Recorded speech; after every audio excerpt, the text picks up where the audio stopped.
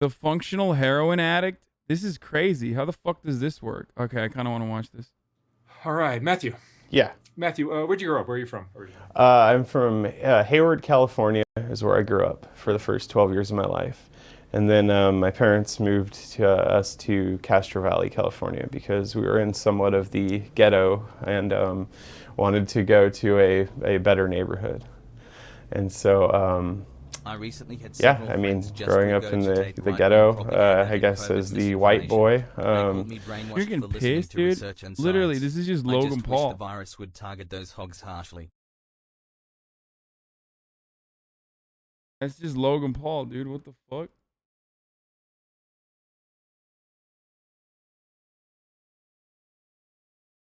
How the fuck does this dude function on heroin? I guess we're about to find out, boys. Before we get started, I just need to say, like, don't do heroin. It's not good. Okay, it'll fuck your life up. Okay, not good at all. Not even once. Don't fucking try it. Don't do it. Insane.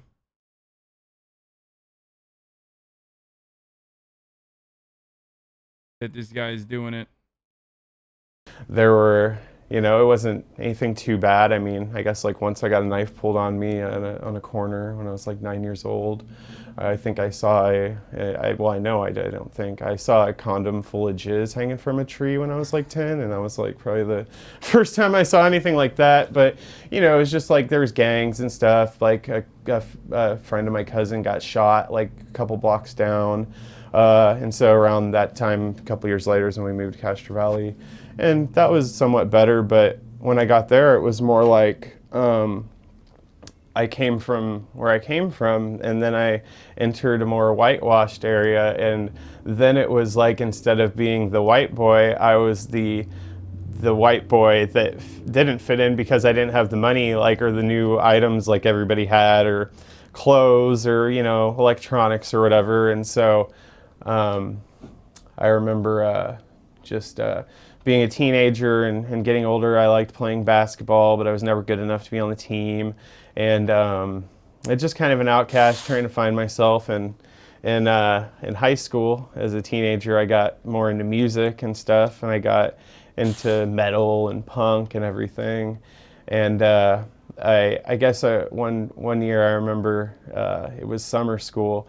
I remember there was a kid named Ben that he wore like Converse high top Chuck Taylors, and he listened to Blink-182, and I like Blink-182, which I'm not by any means saying that they're punk, but you know, when you're 15 years old, that's so yeah, I was listening to stuff like that, and I started getting more into that, and I started wearing Chuck Taylors and stuff. And I remember the next year Ben's like, "Oh, you're a poser," and you know, all of a sudden it's like you're finding yourself and trying to be an individual, and you're a poser. So yeah, so high school was cool, and I mean, there were some, you know, fights with, you know, kids that wanted to pick fights and stuff. It sounds like a pretty normal childhood. Well, I mean, I have some stories. Except for the being an outcast everywhere you went. Yeah, right. No, but I definitely have some stories. When I was about 11 years old, there was a fall festival in Castro Valley. This is when we still lived in Hayward, but my parents wanted to go. And it's kind of like your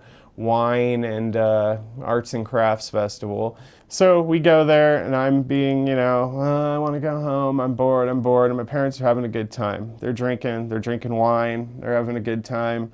And we're watching, you know, some cover bands, some dad cover band, and they are getting progressively drunker, and you know, not to the point where they're sloppy or crazy, but they're just having a good time. And as almost a teenager, you know, I'm getting embarrassed, which who gives a shit, you know, like who cares what they're doing and what I'm doing, like. But as an 11-year-old, being in that, I have the sense that everybody's watching us, and that all these people, like, I'm going to see any of them for the rest of my life. You know, at this age, I wouldn't give a shit. Like, I've gone to shows and danced my ass off. You know, I've been on acid. I've been on mushrooms, like, at shows. Like, I don't care. But anyway, so I knock the wine glass out of my dad's hand. I slap it. This little brat, this stupid little jerk. And that was it. my dad instantly went from partying happy, which they didn't drink a lot. They, didn't have any problems like that. My dad does have anger issues. Never beat me or anything. I got spanked as a kid, and he definitely did a lot of yelling. But, we can go more into that later. But in this situation, it was instant change. The look on his face, I knew I fucked up big time. And my mom, it was like a scared look on her face. He said, get in the car, let's go. And we got in the car, and he drove home probably, and I'm talking down residential streets. This dude was, I have a very vivid memory, and to have this memory as an 11-year-old and remember looking at the, miles per hour, it was 50 or 60 miles per hour down residentials the whole way. And I was scared out of my, whatever. I was scared. And so we got home.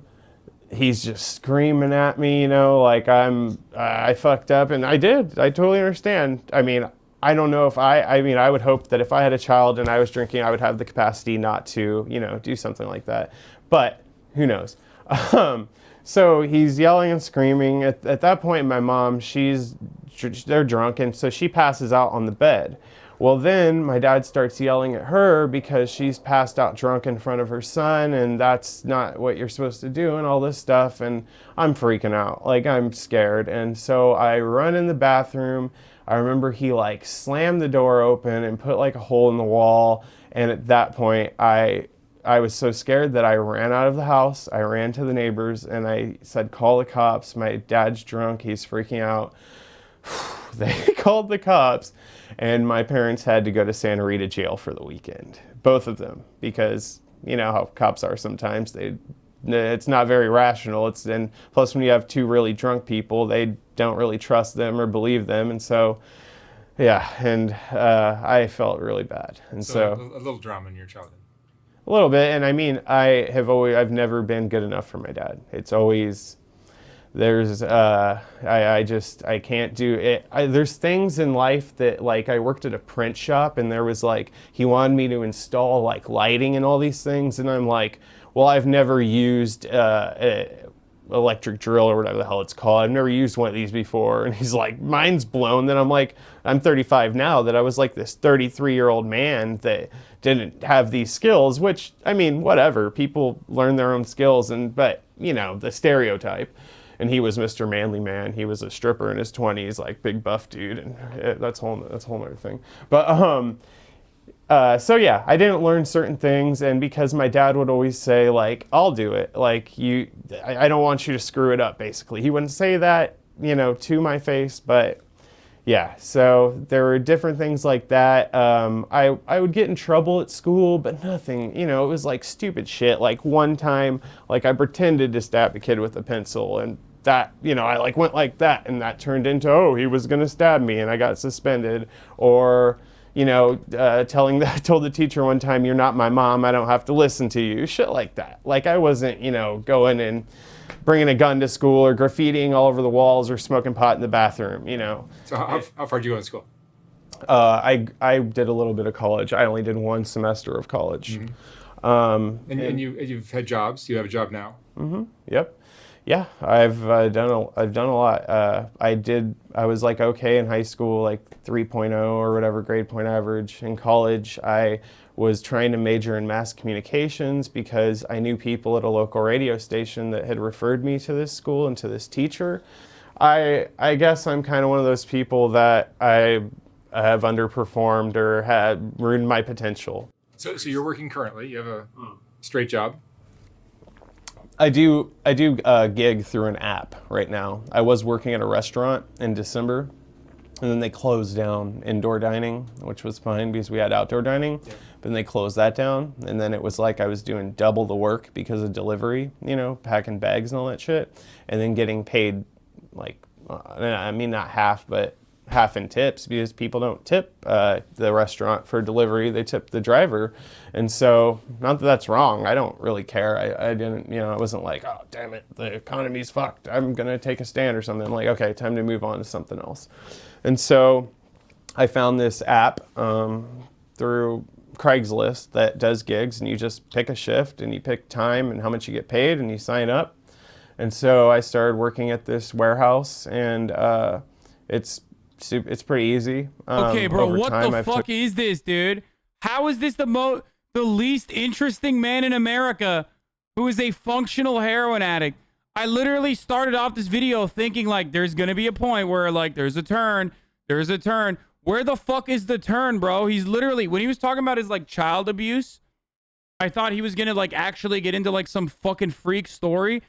It's like, oh, his middle class dad like was very upset with him for, you know, him like stepping out of line. So then he called the cops and then they arrested his dad. Like, it's almost like it's interesting because of how uninteresting this is, okay? What the fuck? There's got to be a point where like shit hits the fan, right? Or is this unironically how like white dudes get lost in the sauce and like start doing heroin and shit? They just have like normal developments, and then all of a sudden, before you know, there's like, yeah, it's fucking kind of chill. So I started doing heroin, dude. Like, what the fuck? How is this super interesting?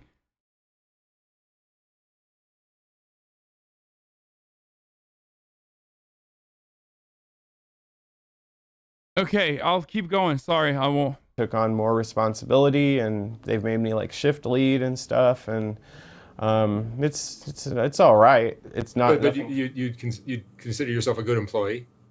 Oh, yeah, man. It's frustrating because like most of these people, 90% of these people could give a shit. But that's what is the problem with these gig apps. I mean, there's multiple problems, but that you're hiring people that don't care at all. They have they could give a shit if they work hard or not. And these people that are managing it, they don't care either as long as the job's getting done. They don't care how it gets done. So in terms of recognition, I have a few close people I talk to, and we all know that we're great. And I mean, I guess that sounds conceited, but it's just the fact. And so we talk and hang out and we compliment each other, but there's only one person that has come up to me and said out of their way, you know, like anything. And it wasn't a manager. It was a guy that does boxes in the back that I am 99% sure is doing blow in the bathroom every day. This dude flushes the toilet every 10 seconds and then is farting his ass off. Like, I've done coke. Like, I know the deal, bro. Like, you don't need to flush the toilet. Like, I can hear you snorting it, and I'm not gonna tell on you. Like, but yeah, he said that, and that made me feel really good. And I was like, wow, that's amazing that person like thought to say that. And he's actually a really intelligent guy. I've heard him talking. He's from the streets in Oakland, and he's a tough dude, or so he seems. He puts on the front. But yeah, I like him. He's cool. So your drug. Oh yeah. Tell me about that. Oh yeah. You use what? So I use heroin. I smoke heroin. And how long has this been going on? So I started with oxycodone, Roxy's, blues, 30s. In 2012, a little bit, I was dabbling with that a little bit in black tar heroin. I was working doing vending machines. I had that job for 7 years. You were smoking it? Mm-hmm. Always. After doing coke for a couple years, I was sick of putting stuff up my nose, and I'm afraid of needles. And I've seen what happens with that. Which, not saying that me smoking heroin is so much better than injecting it, but it just seems.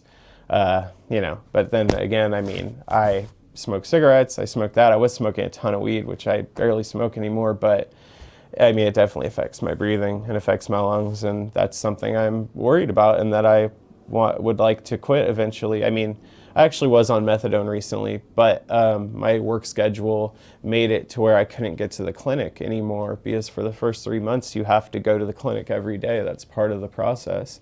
And I was doing fine. Methadone's a little odd. It's kind of, I don't know. I mean, obviously, like if I could choose, and if heroin was legal and didn't give me breathing problems to smoke, I would choose heroin any day over methadone. But because methadone is socially accepted in the world and you're not smoking it and ruining your lungs, it's obviously the better choice, and it's cheaper. It's easier on the pocketbook. And so... sorry, back to the Roxy's. It was actually 2013. It was shortly after I quit the music thing. The Vincent Gallo show, I quit after that. I was done. I was like, I'm the guy putting up all the money, all the time, all the effort. Everybody's saying, great job, man, keep it up. But they're not the ones doing all that. So I said, fuck it, I'm not doing this shit anymore. And shortly after that, I had a best friend named Tiffany that would come pick me up after work. We would drink, we'd do coke, we'd hang out all the time. And one day she comes to pick me up and, hey, blah, blah, blah, I'm dating this guy, and he showed me these pills and OxyContin, basically. This is back when the 80s, the OC 80s were still around. And for all the people out there that know, the ones you have to lick the coating off, and then, excuse me. So she showed up, and I, at that point in my life, I was 27, and I was just like sick of everything, and was like, might as well join the 27 Club, right?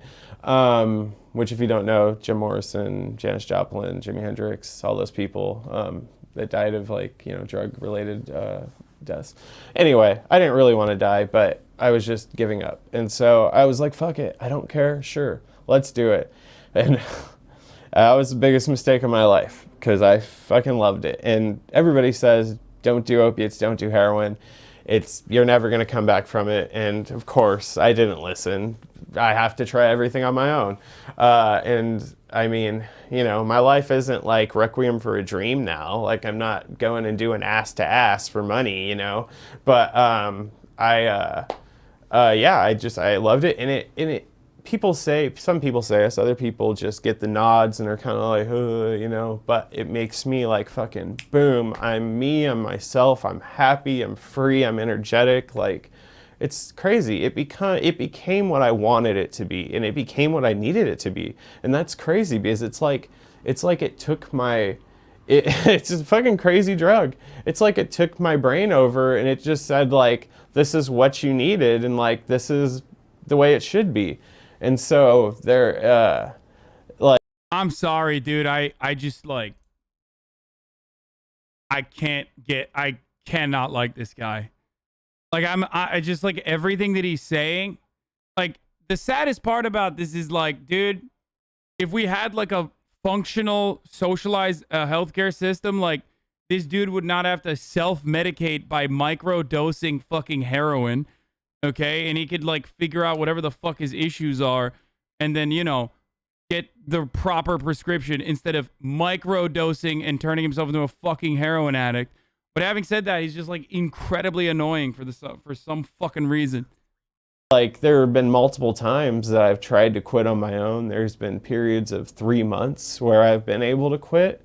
When I moved to Arkansas, I was able to quit for 3 months. Especially, I thought, well, shit, I'm going to Arkansas. I'm not going to know anybody out there. So there's no way I'm going to, know about it. So, your drug use has continued. You're still using heroin today. Right, because I couldn't make the methadone treatments anymore, and so I didn't want to get sick and experience the withdrawals. I tried to quit cold turkey back in September a few months ago, but I got to day 2 or 3, day 2 the first time, and I broke down and said, fuck it. I had some straws with resin, shake those up with some alcohol and put that on the foil, and you're good. But does it affect your work? No, nobody has any idea. Nobody. It makes me better at work. It almost sounds it makes you better. It makes me better. I've heard people tell me this about crack cocaine, that these are ADHD people. Right, like maybe I have that. People have said that too, and I don't know. I've never been diagnosed. I've had people tell me that crack does the opposite what it does to most people. It just makes them like fine, or it makes them slow. It slows them down, calms them down. Calms them down because they can't focus. Huh. So, Yeah. I think these drugs affect everyone differently. Right. Yeah. No. I mean, unless I start getting crazy and doing too much, then it can kind of. Has that happened? Do it. Yeah, because there was a time where I was just like depressed and like didn't care and everything, and so I was just like fuck it and spending all my money. But now I've learned that that's not worth it, because then I get in too deep and that the money's going to run out, and so I just pace myself and try not to do too much, and you know, it sucks when I'm home alone sometimes and I'm just bored, because then I'll just like take hits just because I'm bored. You would consider yourself an addict? Yeah. Oh yeah, every day. I do heroin every day. All day, every day. You wake up and... I wake up and smoke. I hop out of bed. It's like, I feel like I'm going to some huge event, like the freaking Outside Lands Festival's happening today, and I get to meet all the bands just because I get to smoke. Like, it's crazy. Like, but you find it prepares you for your day. It makes you makes me sharper. happy. It makes me, I'm energetic because I get out of bed. I'm like, oh, damn, I need to. And you know what? This sucks, and this is making me very worried. Besides the breathing thing, is recently I've been waking up and my hand is like numb, and like it might be carpal tunnel because of what I'm doing at work, so I'm trying to do exercises, but I mean, shit, I don't know if it has to do with the drugs, you know? That scares me. So, and then I'm like, fuck, I can't use a lighter, you know what I mean? So that really sucks. But yeah, have you met other people that are functional addicts like this? Kind of, but not like, I mean, the people, there were like people, especially like when I was doing Oxy, that was more of a, so with Oxy, sometimes, because Oxy was expensive, let's get like $30, $35 a pill sometimes, and heroin's way cheaper, and that's why I started doing it, because it gets you higher and it's cheaper. And so Oxy, I would... Bro, functional is doing a lot of fucking work here. When he says I'm functional. Bro, the fact, like, you're saying you're functional as far as, like, because you can make your money work for the heroin. That's crazy, dude. The other really sad part about this, someone just said the mediocrity is impressive. I agree. I have never seen a situation where, like, I've seen someone who's just like the most boring heroin addict on the planet, dude. He's just like a guy. And he's just like, yeah, I'm doing heroin. It's chill. It's nuts. I've never seen something like this. Also, he says he's like functional. He says he's functional, but it's like, it's only functional because he can make his money, like the limitation that he has with his income is just like kind of helping him a little bit in a weird way, because like he can't do more heroin because he doesn't have a lot more money. So he's like forcing himself to microdose because he admits it. He's like, yeah, I just like, you know, I just want to fucking oof, bad take. Why the fuck is everybody saying bad take, dude? Stop romanticizing it.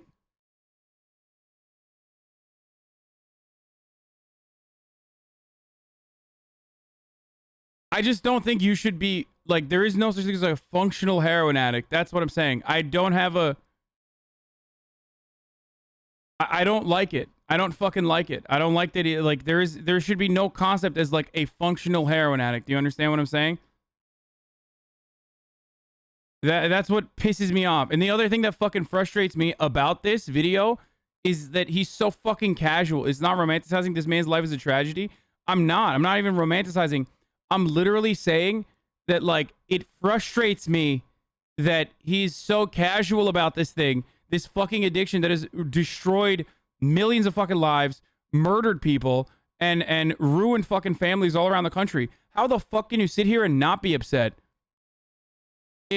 I know, dude, I know that you guys are all so fucking incredibly woke and you love self-medicating and you're a bunch of fucking dumb morons in the chat because you're all fucking 14 and, like, everything needs to be, we need to be super welcoming and super understanding, but, like, it fucking frustrates me to no end that this dude has, like, basically structured his entire life around, like, doing heroin. I'm not dismissing his problems. I'm dismissing his dismissive attitude around his problems. Okay? I don't know. Like, it's just very... He's literally telling his life story. Are you stupid?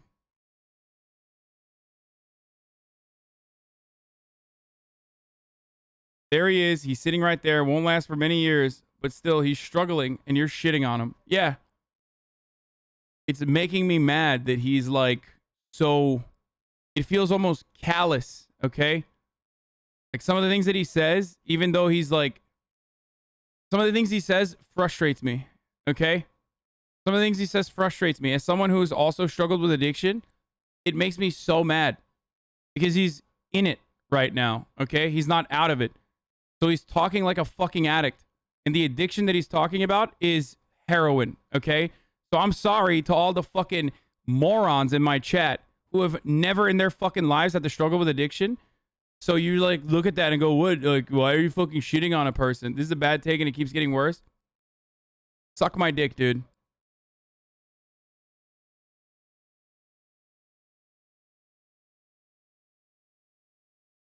Anyway, the point I was gonna make is the other thing that's like frustrating about the frustrating part about this is the methadone clinic. Like he can't even go to the fucking methadone clinic because he has to work.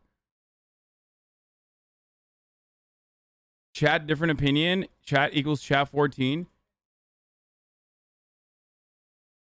You're saying he should be functional enough to consider getting serious help and treatment? Yes, dude. Yes, yes, yes. I'm frustrated. I'm frustrated to see someone being like, yeah, I'm just like a functional, casual heroin addict, dude. Okay?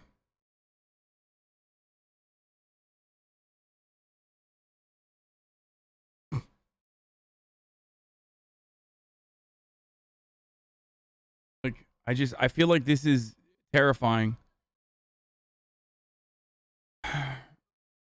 He doesn't understand the gravity of Hasan, so that makes him a dipshit? Yes, it's fucking making me mad. It's like making me mad that he himself is like not using every opportunity in this interview to be like, this is fucking terrible. This is devastating. Do not learn. Do not do not think that you can do this. It's not something you can do. Okay? He needs to be more remorseful about his own fucking addiction, or at least honest, or at least self-aware about the situation that he's found himself in. Straight up. If you're a fucking good person, doesn't matter if you're a goddamn addict or not, what you should be doing is literally like, you know, push people away from it instead of talking about it as though your life is, you know, normal and dandy. So I'm sorry to all the chatters who are like fucking upset with the way I'm talking about it. Yeah, I know methadone is terrible. I'm a recovering heroin addict, and methadone and outpatient care is horrendous. There are days where I have to pick either work or methadone because it sometimes takes 2 hours to get a dose daily. You're shitting on this guy more than you shit on murderers and pimps. I mean, because like everyone knows murder is fucking wrong. So, you know, it's not, no matter what I do, you can't fucking show murder in a similar light. But for some reason, this is like, you know, given how people think about like self-medicating and shit like that, I'm genuinely concerned that this comes across as like heroin addiction is like a manageable thing. The way he's like saying it. This is back, Craigslist made it to where you can't post certain keywords now. But back in the day, you used to be able to post Roxy blue jeans, size 30, and then that's how, you know, I would find dealers sometimes actually. And I mean, walking around the Tenderloin, like walking Pill Hill. I mean, I used to have to do it sometimes, and it sucked. I mean, one time a guy tried to uppercut me. It was fucked up. Just because I wouldn't buy his pills, his shitty fucking fake pills. Like, sorry, dude. Luckily you missed. I mean, I don't know what would have happened. But not that I'm some tough guy. I'm not trying to sound like, oh, bro, I would have beat his ass. You know, I'm not like that. But, I mean, I might have tried to. But anyway, I would meet people on Craigslist because I started to realize, and other people would do this, I picked it up, like if you sell the pills to somebody else and mark them up, or a common thing I would say if I knew they weren't going to buy that many is I'd say, all right, just throw me a pill, or throw me a half. Like that's when you were really desperate. You'd say, throw me a half a pill, and then they would, and you know.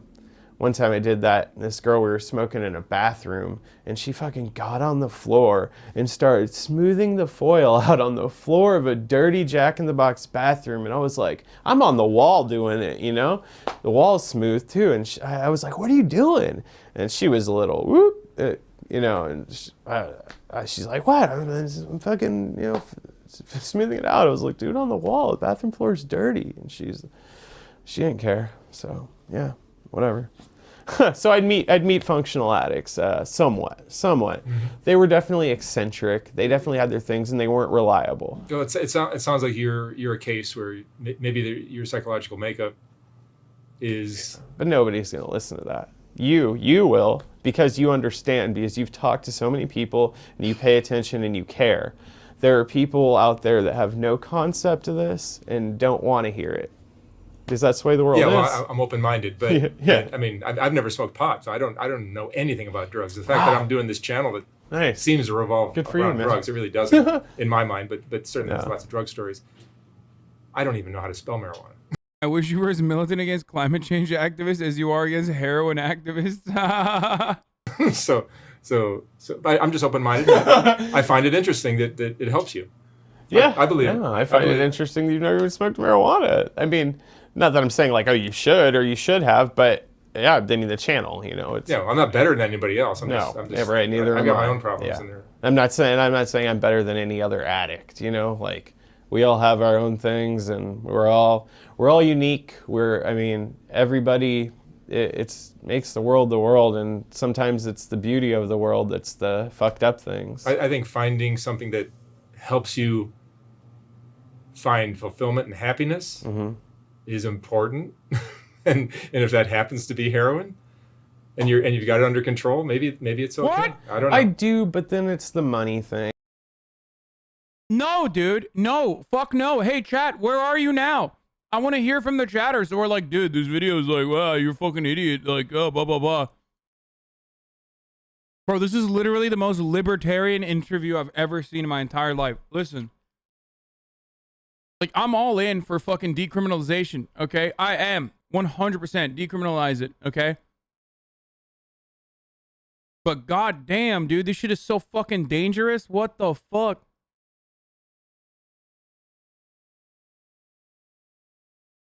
Let me just say something here, okay?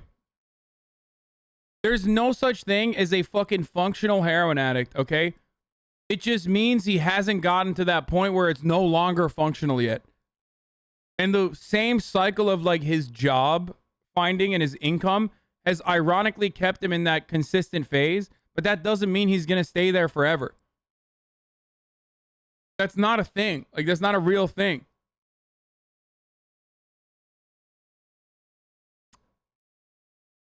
Bad take.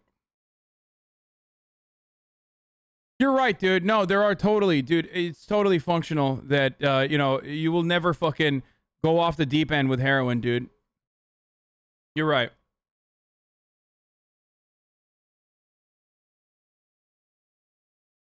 It's such a weird take, but then again, I must be 14 because I don't agree with you.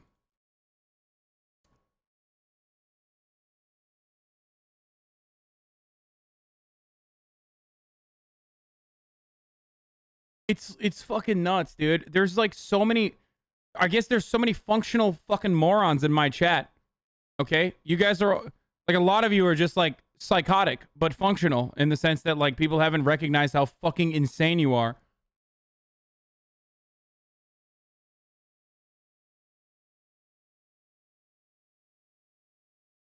Watch his follow-up video. He's very remorseful in that one and talks about how terrible heroin has been for him. Good. There you go.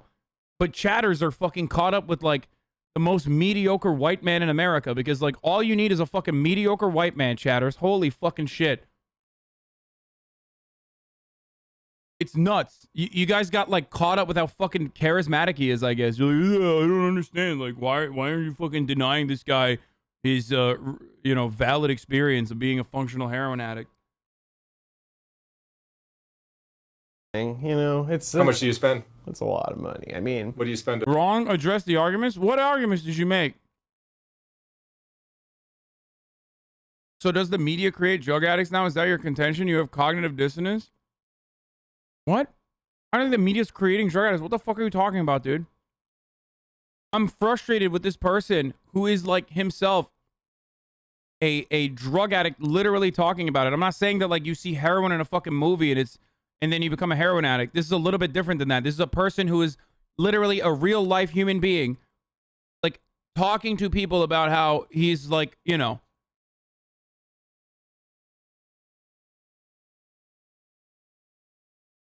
And normally I would not fucking attack addicts. You know this. I have a lot of addicts in my community. I've struggled with addiction in my fucking life as well, in my life as well. Okay? But this is one of those instances where it is literally like he's just so callous with his indifference about his own personal experience with it. And some of you guys are just like, looking at this like, oh, dude, it's whatever. Like, thousands of actual addicts in the chat. Maybe you should chill. What the fuck do you mean, dude? Nicotine addiction versus gamba, drugs, or opiates do not compare. No, I'm talking about alcohol, you fucking idiot. I'm talking about alcohol. I'm not talking about cigarettes, even though cigarettes are fucking bad too. So shut the fuck up if you don't know what the fuck you're talking about. Jesus Christ, dude.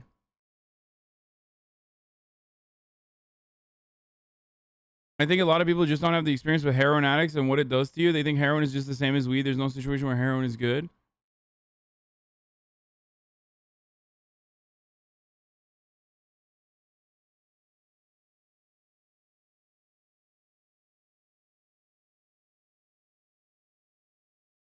You should be way more mad at the interview with the softball agreement and giving him the platform versus mad at the mentally ill addict rationalizing his addiction. If you ask chatters, they're going to be like, he's not fucking mentally ill. But I am. This is one of the worst like interviews I've seen on this channel as far as like how damaging it is. Yes, nicotine can be just as fucking addictive as heroin or whatever the fuck, but it doesn't matter because nicotine doesn't fucking murder you and destroy your life in the same way that heroin does. It can, but it takes a lot longer, okay? And it's the worst thing, dude. Do not smoke cigarettes. They're fucking awful. Tobacco's awful. Nicotine is awful. But it's also not as addictive as heroin. But, like, regardless, it doesn't matter. It's nowhere near as damaging or deadly as heroin is. It doesn't make it good. It's still fucking incredibly bad.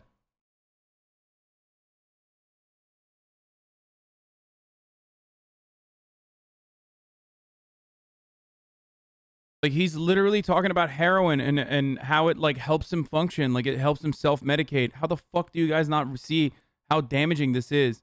As a person who's not, like, in a movie depicting, like, a scenario.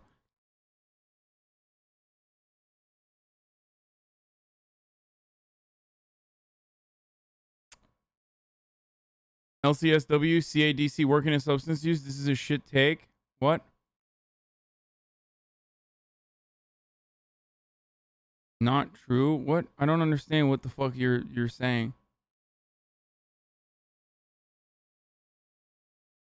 I don't know why people just say fucking this is a shit take.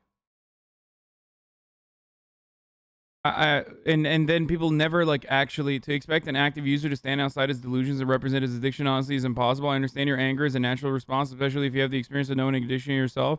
But these people are so far from the type of objective self-reflection. The interviewer should know better, though, and the framing of his questions are enabling. Yeah, I don't know. Why are you arguing with imaginary chatters? I'm clicking on chatters. These are not imaginary chatters. These are real chatters that are in here just going, bad take, bro, bad take. A week or a month, probably $1,500. So I could have a nice apartment. $1,500 a month. $1,500, yeah. Because I imagine I probably do. You are making plenty of functioning heroin users, not addicts, feel isolated. What? Dude, I can't tell what's a fucking debate and what's a meme anymore, dude. I literally can't tell if this person is like some like crusty fucking anarchist or unironically like just memeing.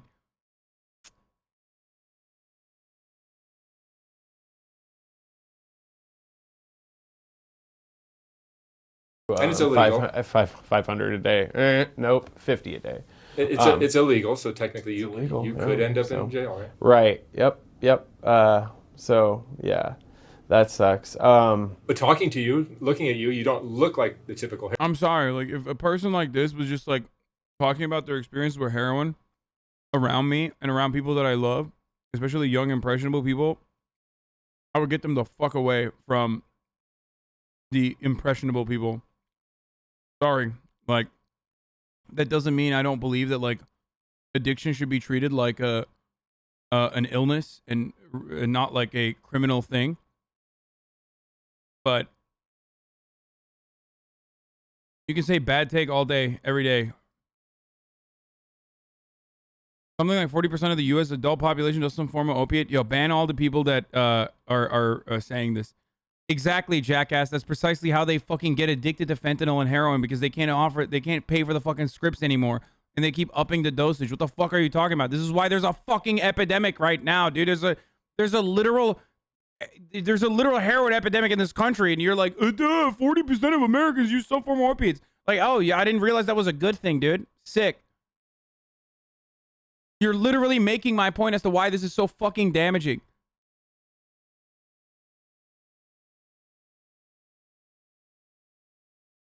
Heroin addict that I've interviewed. And that's why I'm still probably here. Maybe the point is something in heroin works for some number of people and core research should be done for safer for these folks. Okay, dude, here, take a fucking week off, 5-month subscriber. And functioning and not on the streets, you know? Yeah. Because if it started to affect me, I mean, I don't know. It's not even a fucking wrong take, but in this circumstance, in this context, I'm gonna ban you. You should be happy that I didn't permanently ban you.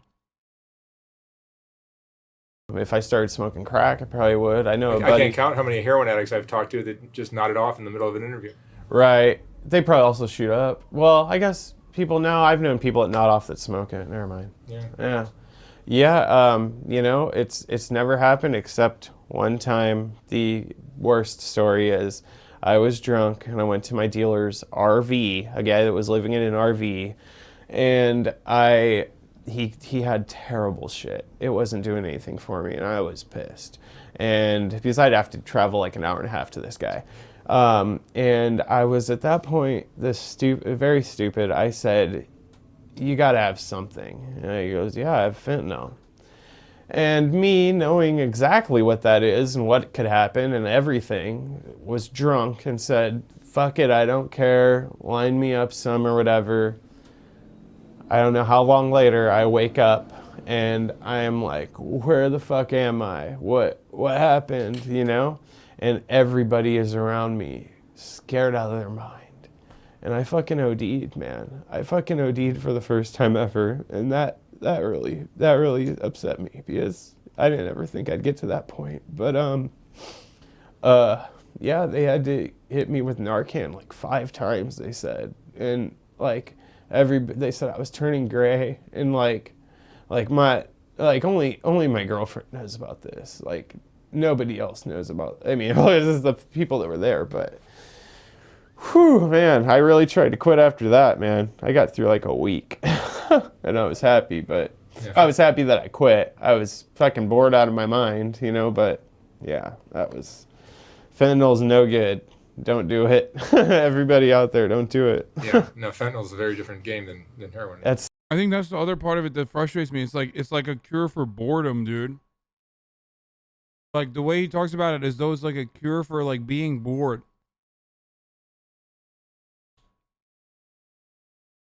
When he was talking about how it's kind of like going to Lollapalooza every morning when I do heroin, like, that's when I fucking lost it. I was cooking chicken in the kitchen and I was like screaming. You didn't hear me because I was in the kitchen. But that's when I was like, dude, what the fuck?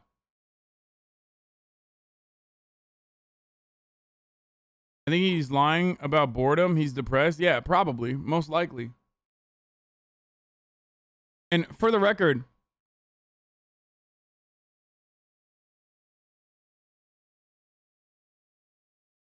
that's why you chew nicotine, bitch? No, I don't chew nicotine because I'm fucking bored. I chew nicotine because I'm a nicotine addict. And because I'm worried that if I stop, I'll fucking smoke cigarettes again.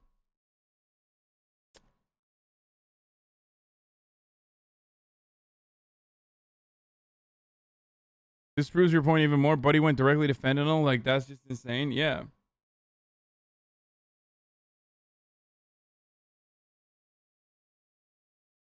It's a fucking crazy game. For the record, that's why there's no such thing as like a functional heroin addict, okay? Because boom, like literally fucking for 24 minutes he described like his experiences, and then all of a sudden in the end he reveals that like, oh yeah, I fucking overdosed on fentanyl in my drug dealer's RV and almost fucking died, and they have to shove me full of fucking Narcan.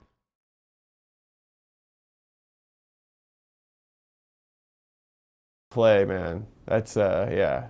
It's a very common move for a heroin addict to switch over I to do fentanyl. not want to do that at all. And I know there is some fentanyl in the black tar heroin. So that's what I was going to say, is that very Right. often they're lacing it and they're mixing it. Luckily, I have even crystal meth or crack they'll do that with. Yeah. Luckily, I have a. I mean, they can do it to anything. I think some of the girls that work that have pimps will smoke a joint, and the joint might be laced with oh my god, crack or meth or heroin or fentanyl or whatever, and then they're addicted, and then they're basically a slave to the pimp. Yeah, I heard a story about a guy once that smoked a joint with some random dude. He was lost in the middle of the night in the snow in Chicago, couldn't find his car, and some dude says, "Bro, I've seen you walk by a few times. Come in, you could stay." And he seemed like a cool guy. He's like, "You want to smoke a joint?" The guy's like, "Oh yeah, dude, I smoke weed. Let's smoke." Fucking smokes it. It was laced with meth. Dude starts jerking off in front of him and fucking holds him captive overnight. Wow, I'm lucky. I'm lucky. The world you're involved in by using this illicit narcotic is problematic, right? Totally. And I was saying, I have a reliable dealer that I trust, but that doesn't mean anything. He could get something that he doesn't know about.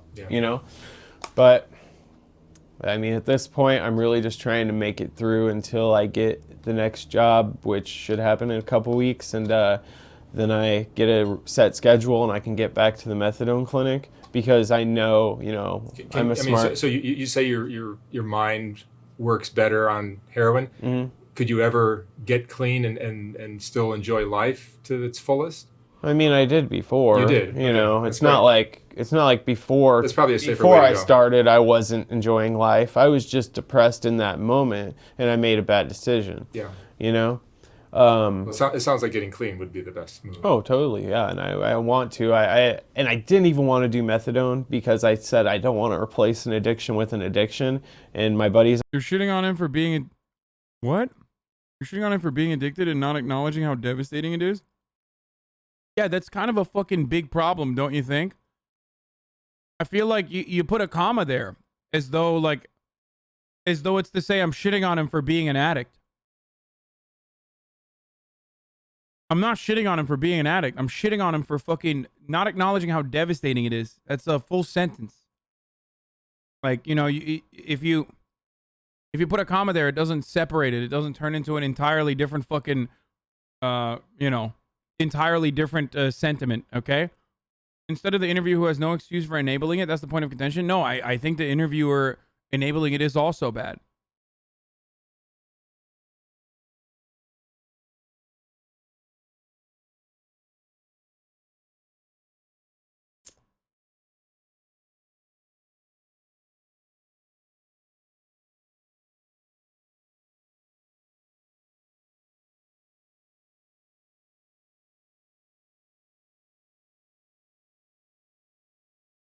on methadone, and he tried to stop one day, and he said it was way worse than heroin. So I know there's maintenance plans where they can wean you off slowly but surely, and I'm hoping that's what's going to work. If not, I've said this to people I'm close to and my girlfriend, I think I just need to be locked up somewhere, for 30 days, because I am resourceful. It sucks. I don't like lying, and I know that probably sounds like bullshit. Like, every fucking ex-addict in the chat is agreeing with me, except for, I guess, a few voices for the most part. I don't know what else to say other than, literally every person who's like, I'm a recovering, heroin addict or opiate addict. Whereas, there's a bunch of random people in here that I guess think that they're fucking functional heroin addicts or something. I don't know.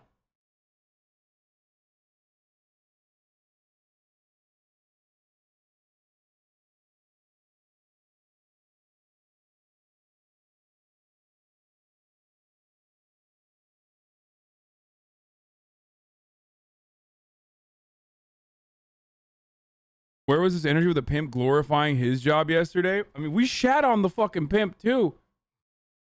Especially the gorilla pimp who was talking about fucking beating women. It was devastating. What the fuck do you mean? Maybe you didn't care about it because you didn't see yourself in the pimp, okay? Maybe that's why. I mean, I'm serious. There's got to be something else. Keyword is recovering. You cannot expect an addict to recognize the bad. That's a wild expectation.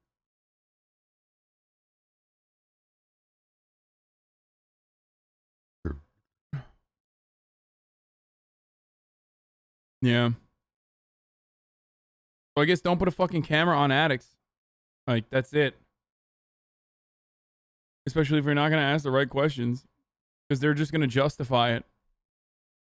Because they're literally justifying it to themselves on a daily basis.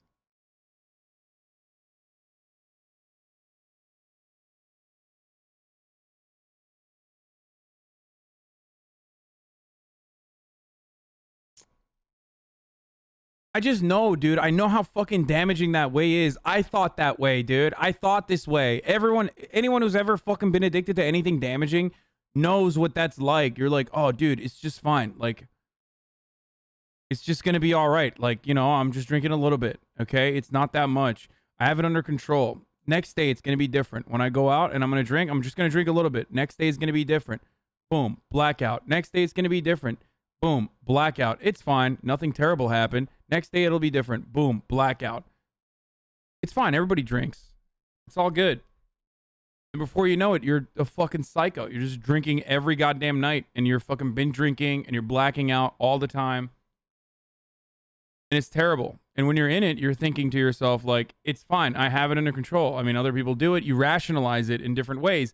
Like the way that some fucking baboons in my chat were rationalizing, like, well, people take opiates for a multitude of different reasons. 40% of Americans take opiates, like, blah, blah, blah. Like, that is the most triggering fucking thing I can ever hear from someone while we're in the middle of talking about fucking recovering drug addicts, okay?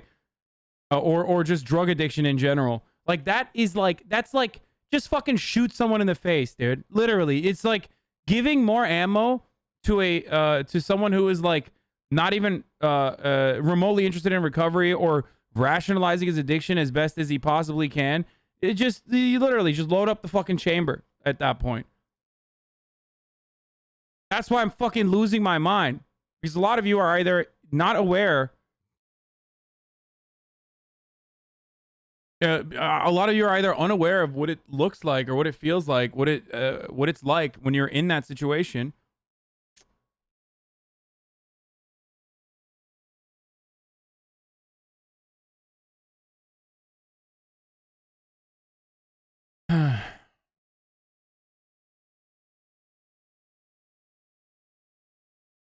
Just kill drug addicts. Good take. That's not what I said, you fucking asshole. That's never what I said. 11-month subscribers. Suck my cock. I said giving drug addicts additional ammo. Giving addicts additional ammo to fucking cope with and rationalize their addictive behavior is basically the same as fucking loading up a chamber and giving them the gun. Okay? You're literally you're giving validation and allowing them to feel like, you know, it's just, yeah, I am right. Other people also feel the same way.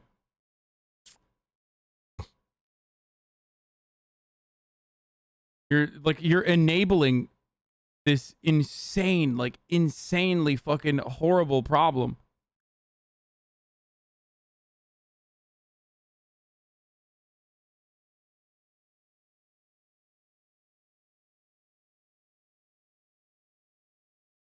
How about safe supply? This is moronic and reactionary. I think safe supply tackles only one element of the problem, the criminalization problem. But ultimately, that doesn't mean that, like, people should just, like, fucking run around being addicted to heroin, dude. Like, that's still fucking terrible, dude. I guess I'm a fucking reactionary for thinking that, you know, people shouldn't get, that we shouldn't, you know, that we should be trying to solve addiction rather than feed into it and let people just fucking drip it up.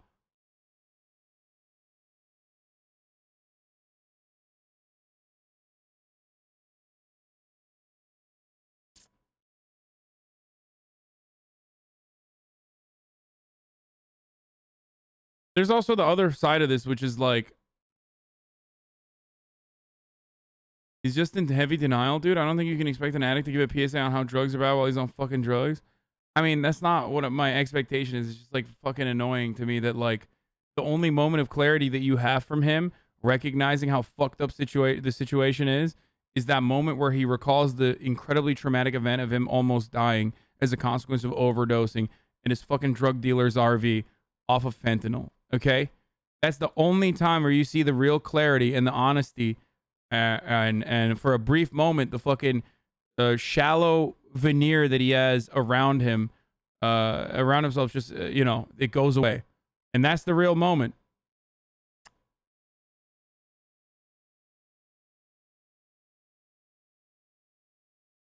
Well, I agree with you 100%, but if we were talking about weed, I'd definitely be justifying and rationalizing it. Yes, because there's different drugs that have different impacts, okay? Like, yeah, fucking marijuana is not the same as heroin. What the fuck, chat? Are you insane? It's like physically impossible to overdose on marijuana, dude. What are you talking about? Like, the amount of marijuana necessary for you to fucking overdose on marijuana is so vast. The quantity is so large that it's physically impossible for you to smoke all of that or inject it.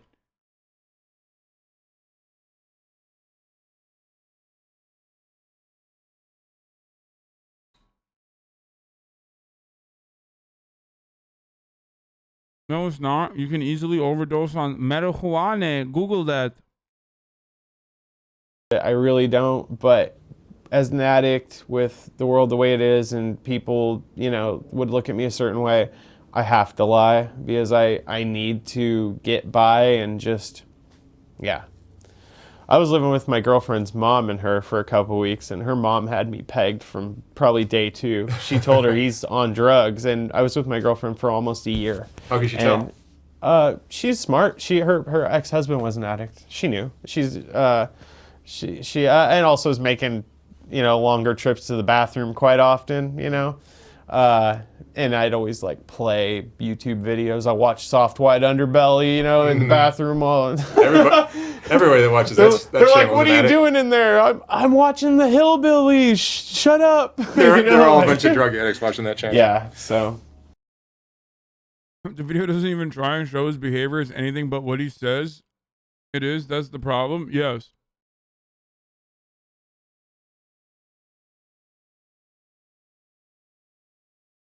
That's the issue. Thank you for understanding what my problem is. I need to watch his follow-up now.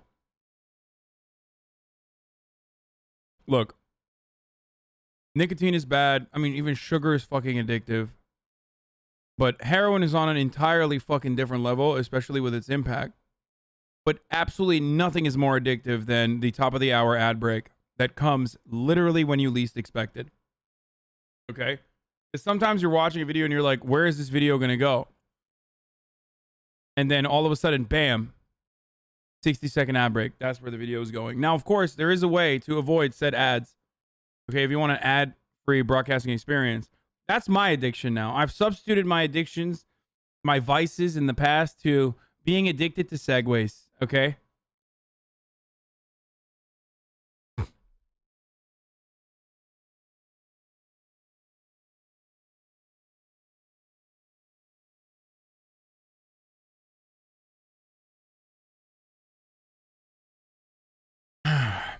Anyway, if you'd like to no longer see the ads, you can subscribe for $5 or for free with a Twitch Prime. Or you can use an ad blocker or a VPN. Here's the ad break now. All right, Matthew. hey, Mark, how you doing? Welcome back. Thank you. So your video, Wait, what the fuck? which I didn't expect any kind of Wait, this is not the same guy. Oh my God, it is the same guy. unusual response from, became like I think the most popular video in the last probably 12 months or almost 12 months of my channel, which tells me a lot about what some of my audience is into. Yeah. But tell me where you're at today. So last time you're a functional heroin addict. Right. You had a job. Yeah. Which, you know, can be debated by people. So, and you know, it's functional to an extent. Like I mentioned last time, the money issue is a big deal, and you know, when the money runs out, it really sucks. And I guess That's not the big deal. That was what I was fucking mad about. That was the other reason why I was mad about it. It's like, first sentence, he proved you right. Yeah, of course, dude. Of course I was fucking right. Fuck chat. I'm always right. I didn't emphasize that enough. That I was in a really good mood last time, which, you know, I'm in a good mood right now, but you know, after watching the video and reading comments and stuff, I realized that maybe I should have been a little bit more, explain a little bit more about the downsides of it, because it's obviously not all just happy-go-lucky, you know, like everything's great all the time. So you've been through some rough times. You and I have spoken off Yeah, camera. yeah. It's just, I mean, I'm 35 years old. I mean, I live in a room. I rent a room with roommates. I have a few good friends and some close family. But besides that, like, I mean, with the addiction, sorry, I kind of... Oscar would literally disagree with every take of yours. Yes, they're unfucking bearable, dude. Oscar would literally fucking shoot up heroin just to prove a point about how I'm fucking wrong. I know, guys. You guys are super lefty. You guys are like way more lefty than me. It's fine. Like, they would literally be like, dude, you're fucking wrong, dude. I'm gonna shoot up heroin now to show you how fucking wrong you are. Getting jumbled up here. I get depressed. I mean, since I was a teenager, I mean, I've had depression issues, but I've never gone to a doctor or got medication or anything. I've just never been that kind of person. I've always tried to just deal with things on my own and ironically didn't want to be on prescribed drugs, which, you know, I eventually got into legal drugs, which, you know, but yeah, there's been times recently where I've been depressed. I mean, when the stuff runs out and you start to experience withdrawals, I mean, it generally takes about 12 hours for it to set in. So from the last hit I take, when the stuff's gone, about 12 hours later, I'll start yawning, I'll start getting sleepy, then I'll start getting maybe cold sweat, a little bit sweaty, and then it starts getting the stomach sickness. And that's when it's really bad, when my stomach's really in pain and I have to be close to a bathroom, because that's just... There was a guy on Reddit who tried to do that and prove that you could take heroin regularly and function. His entire account was a documented downward spiral as he fucking destroyed his life.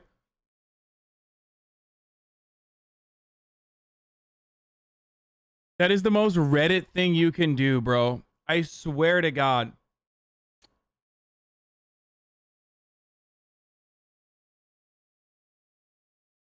That is the most Reddit thing you can do, to like prove a dumbass point that you're absolutely wrong on. I can't believe it. I can't believe a Hoscord guy was on Reddit before he was ever in the Hoscord. The way it goes with withdrawals. And unfortunately, it gets that way sometimes because I haven't managed my money properly. I know in the video last time I said, you know, I've learned to space things out. And I mean, that for the most part does work, but I have low self-control. I have self-control issues. And so I definitely will smoke the last of it and then not know when I'm going to get more, or, you know, well, I know eventually it'll happen, but you know, how many hours, or so there's days where I'm just laying in bed, just waiting to hear from the dealer, and like, don't want to leave the bed. I don't want to watch TV. I don't even look at my phone. I don't want to text anybody. I don't want to deal with anything. In fact, just looking at the phone the other day while I was feeling that way, I was just like, this is such a leash to me. Like, I have all these notifications from all these... Leftism is when you demonize an addict in denial. No, leftism is when you fucking act like an addict who's in denial is totally operating normally. Especially when you recognize that he has functionally very little autonomy over their own and very little self-agency.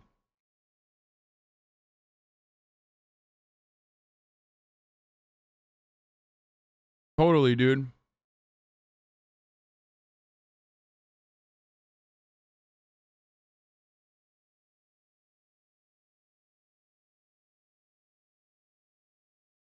Also, my criticisms, I mean, me saying he's boring in the beginning is what set off chat in this weird way, because no matter, I do blame the interviewer. Shut the fuck up. I do. I already said that.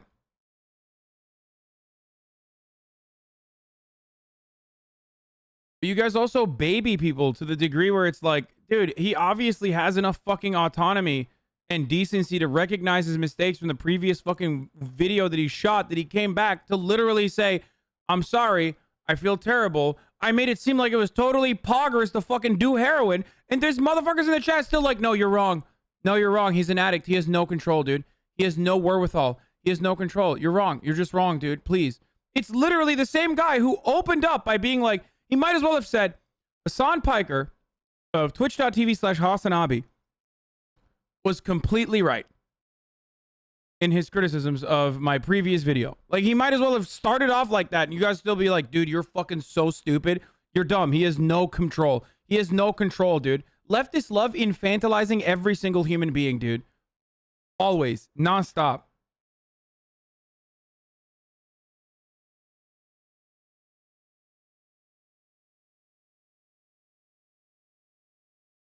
Different things, and it's also trivial. Like, I would love to just throw it away and just not have to. What do you mean functional and a productive worker? See, this is a great take. So there's a lot of truth to that. Unfortunately, under capitalism, the only way we are seen as like functional is if we are productive. But the problem isn't like whether or not he can fucking work in the workplace.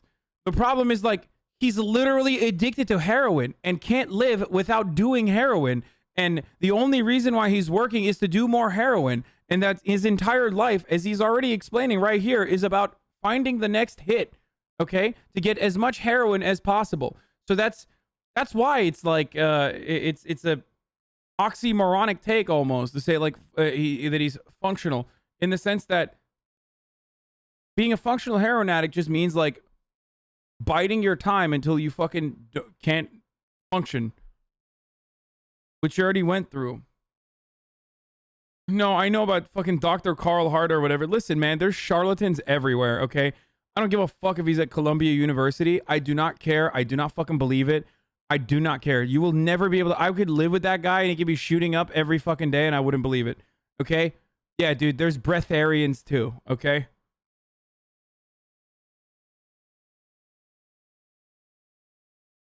I hate that. Like, I hate that fucking... Everyone always, like, sends that same video. Like, oh, dude, watch this doctor. I mean, he's an addiction specialist, bro. Okay, dude. Have to deal with it. Like, I can just imagine, like, you know, if I lived 20, 30 years ago, which, you know, people said it looked like I was from the 60s or 70s, maybe it would have been better off. Maybe I would have been better off then. I don't know. But, you know, here I am now. But, yes, I definitely get depressed. I get the withdrawals. Usually I can get it taken care of within a few hours. So I'm able to smoke some and then I feel great again and I can go walk, work, do whatever, clean my room. But if I'm withdrawing, I'm not leaving the bed. I go in between like putting all the covers on me because I'm cold and then it's too hot and then I want them off and open the window, close the window and stuff like that. And if you're working, if it's a work day, do you make it to work or do you blow it off? I try my best not to let that happen. I try to get to work. There's been a couple times where I've had to call out sick because it just, you know, didn't work out with the time, but I try to avoid that, even if I have to just be late, because I'd rather be late than not, you know. I actually have 2 jobs now. I got the job that I had mentioned in the previous video that I was waiting for. I waited 3 months for that video. I mean, for that interview. The job? For the job, actually. I did 3 interviews. So I eventually got it. I'm waiting for the medical coverage to kick in. It takes about 3 months. You have to hit a certain amount of hours, and I'm about a third of the way there. So I fucking in a couple hate this months, country, dude. This is the worst part about everything that he's saying. Is that, like, in order for him to get better, in order for him to get treatment, which is still like a fucking... not a foolproof treatment by any measure, okay? Methadone. He has to get a job as a fucking heroin addict, wait 3 fucking months as a fucking heroin addict so that he could potentially get his methadone treatment, which he won't be able to go to all the time as it's required because of his job that he had to get because he wanted to get the fucking methadone treatment. It's so fucked. Employer-dependent healthcare system is just like one of the most inhumane, cruel, awful fucking things that we do in this country, dude. I think you need to retail chat your stance on the criminalization and rehabilitation of drugs. Some people seem to be getting the wrong idea. Yeah, I think that addiction is an illness, okay? And it needs to be treated. It's not something you should be criminalizing, okay? I believe that these people, whether they are drug addicts or whether they're even like violent fucking criminals, can always be rehabilitated. Okay, this guy, so easy to save this guy. In many ways, that's the problem. Do heroin users exist? You existed so many what?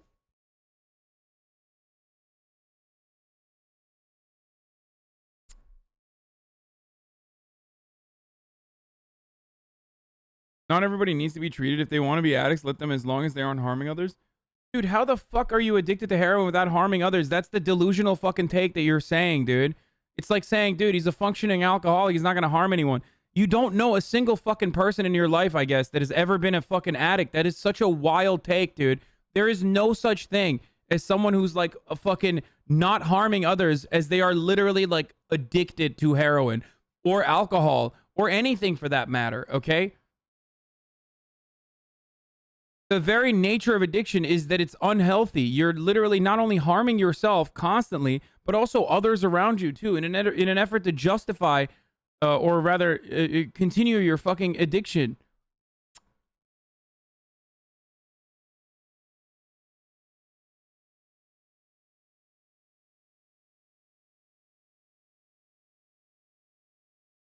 Like, this motherfucker's literally talking about how when he comes down, which by the way is more frequent now than the way he was describing it a couple years ago when he did that original interview.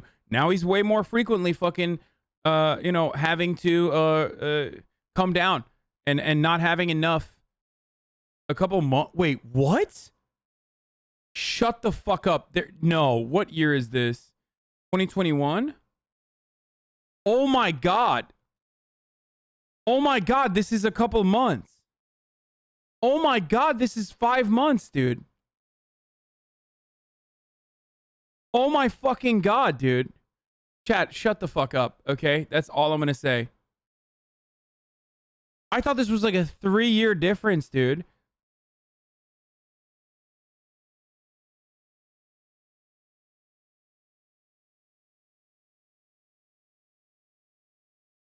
Come on, bro. He's a functional heroin addict. Like, what if he's not hurting anyone? I'm a libertarian and 14 years old.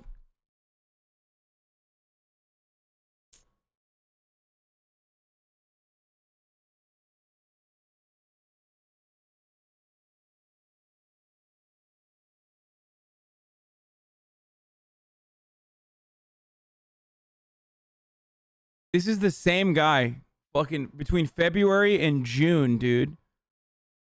Okay, that's 4 months. 4-month period. This is what happened to the dude. Look at how happy he is here, just like talking about it.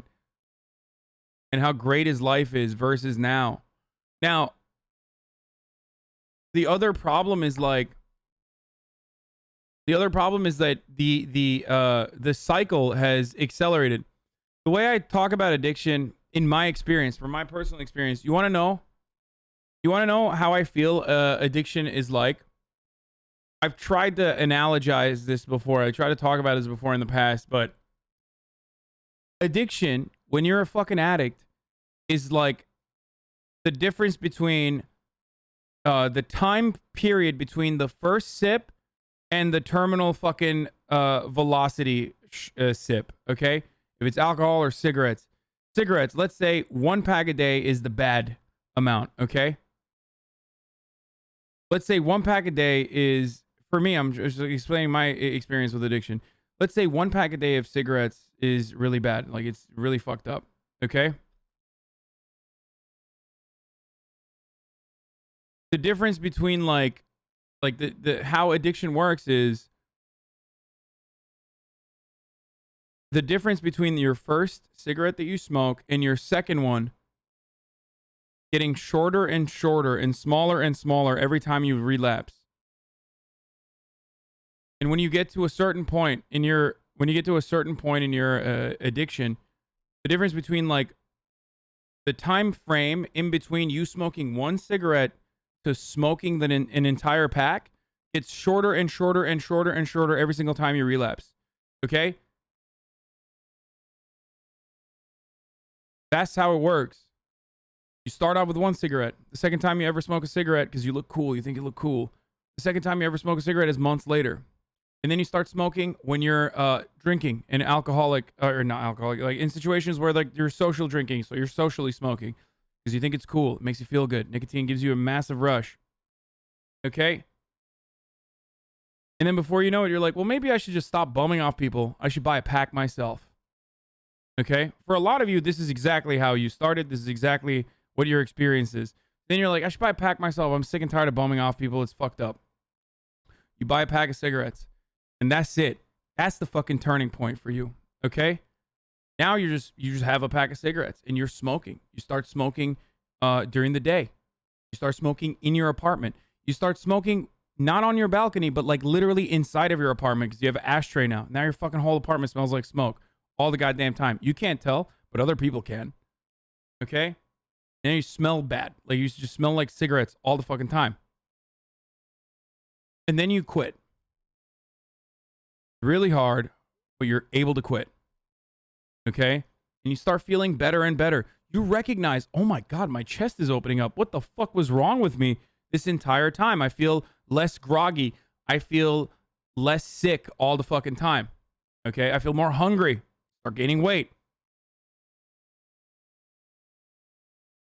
And then one night when you're drunk, it just catches you off guard. You smoke a cigarette again. Now, this time around, the difference between your first cigarette and your second one, that is significantly shorter, okay? If the first time you ever smoked a cigarette, the difference between your first cigarette smoke and the time that passed before you had your second cigarette was like months, now it's a day, maybe a week, okay? And now you've cut that in fucking half. The time that it goes from one cigarette to two cigarettes to an entire pack is now no longer half a year or a year, but instead, maybe a month. And if you quit again, the next time you relapse, that same exact shit's gonna happen. Okay?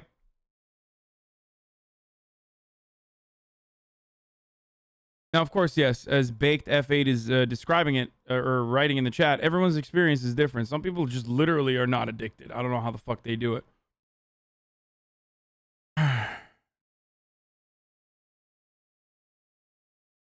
You should add that addiction never disappears. You can suppress it, but it never goes away even after years. Yeah. You can recognize that you're an addict and try to... I mean, I shouldn't say this. Not everyone's the same. I can now drink alcohol every now and then. I never luckily got to a point where I was like, I see fucking alcohol and I can't stop myself. Okay? And like I have to drink it. I luckily never got to that point. But that was where I thought I was going. I recognized that that's where I was going, so I stopped. Okay, I had really good friends. They were a great support system. And I was able to do so. I was able to quit cold turkey. Okay? And then I started drinking again. And even nowadays, like, when I drink, you know, I just want to drink more. Like, I want to drink.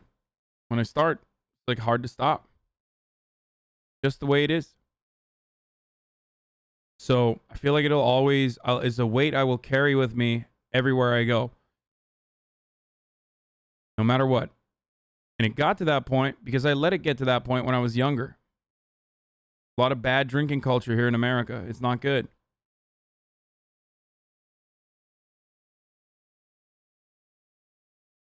To be honest, I don't think you drink at all.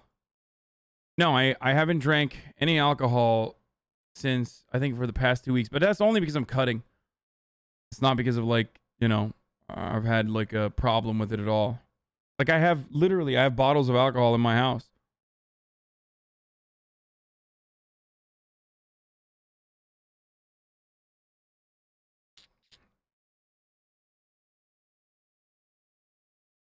Anyway. And if you are in that deep pit right now, in that deep, dark pit where you, like, there's a moment where you're, like, justifying it to yourself, or you recognize that, like, you're justifying it to yourself now that we're talking about it, you can always seek help. 100%. Your friends, especially if you have good friends, they will help you. And you need them.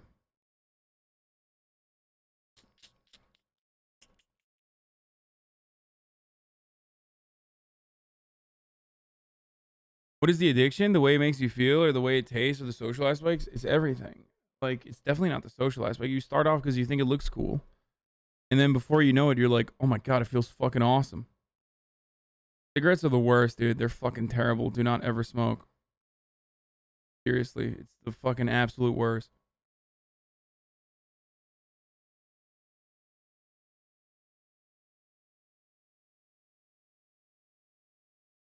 Quit smoking cigarettes after going on 10 plus years with a few years of smoking a pack a day, and I'm lucky enough to somehow have cut it out of my life with zero interest in smoking ever again. Yeah, I don't want to. I never want to smoke again, ever. I hate it. The part of the hardest things with smoking is that, like, when you first quit, you're around it, you see it all the time, and you're just like, I want it so bad. It's so hard. It's so fucking hard when you're in it, but it feels awesome. Okay? There's no such thing as a former addict, only recovering addicts. Yeah, true.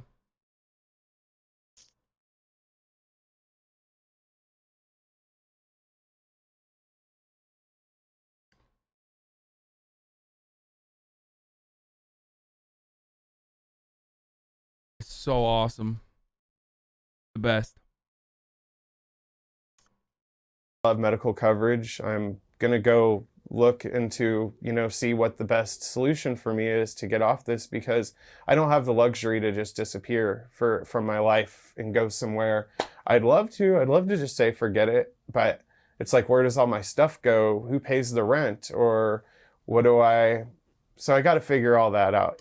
Ideal situation. I mean, seeing Amanda's video and that entire thing,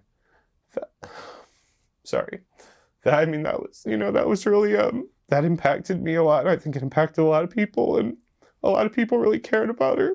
And she was a really sweet person, and it was really sad, what happened to her, but seemed like on such a great path. And watching the videos that Lima had posted of her in the rehab, she seemed so happy. And I was like, God, I'd love to, get away and do something like that. Because, I mean, what you've said and what Lima said is the rehab process of going somewhere for 30 days, which I also mentioned a lot. That's what the fuck happens when you're addicted. Last video that, if I could disappear for 30 days, that would help.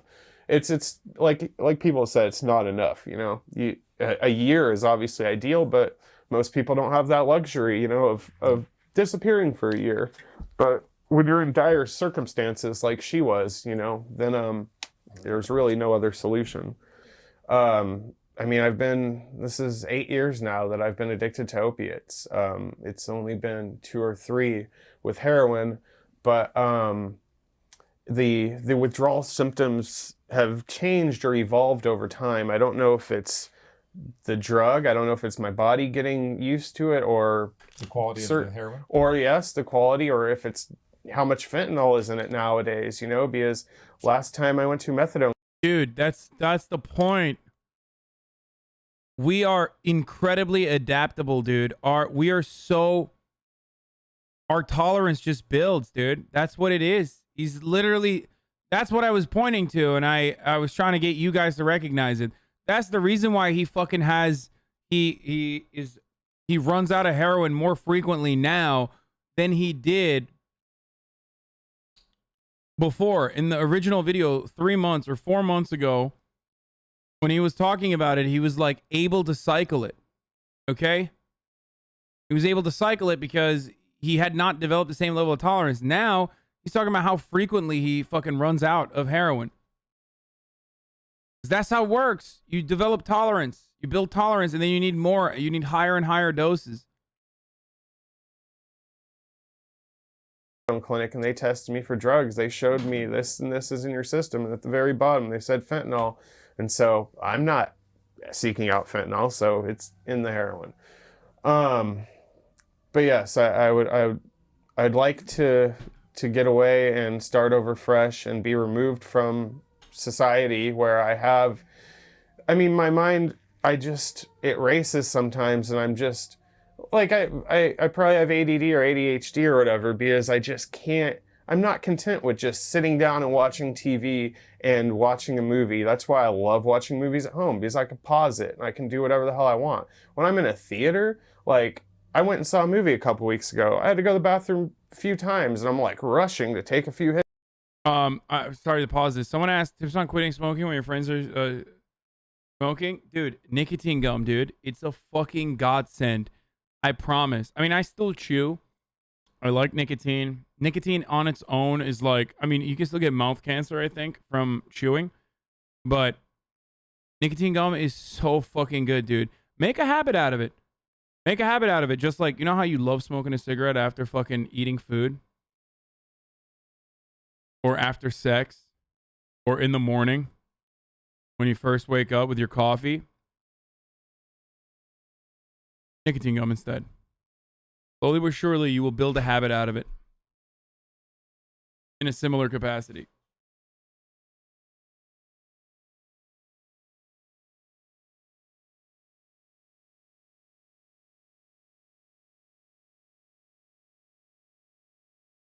Getting a bit carried away? No, it's just that it is the truth.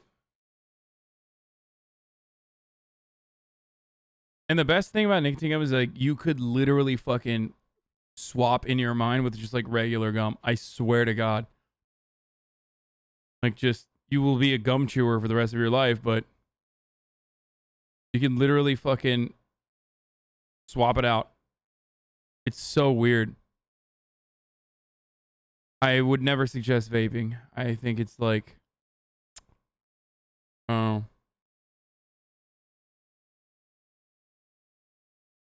Please tell them you're not supposed to chew like normal gum. Wait, what the fuck do you mean? People know that already. It's all over the. Yeah, I used to do. I used to dip too. It's all over the fucking packaging.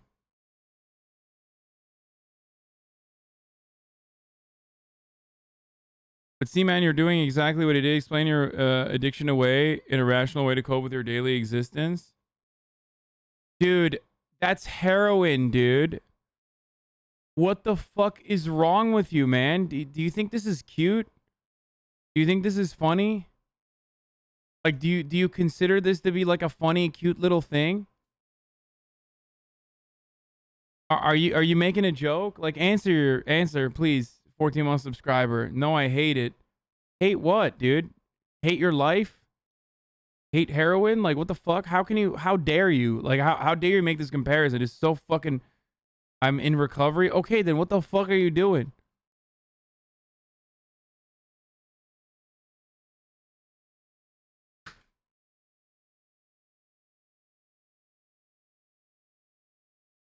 Like, you're in recovery and you're like, you know...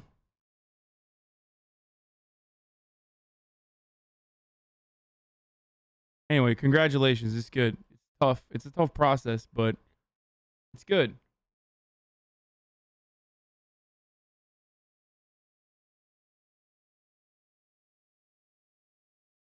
I'm proud of you. I mean, you're an idiot in the chat sometimes, but still proud of you.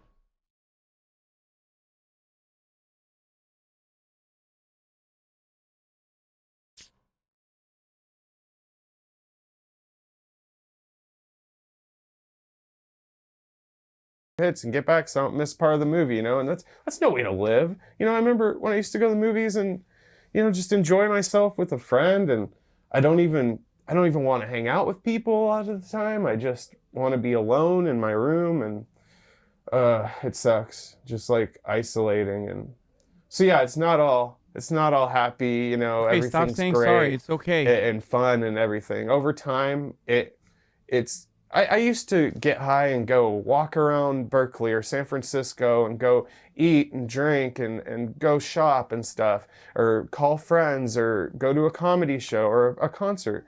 And I mean, also with COVID in the past year, that's kind of affected things as well.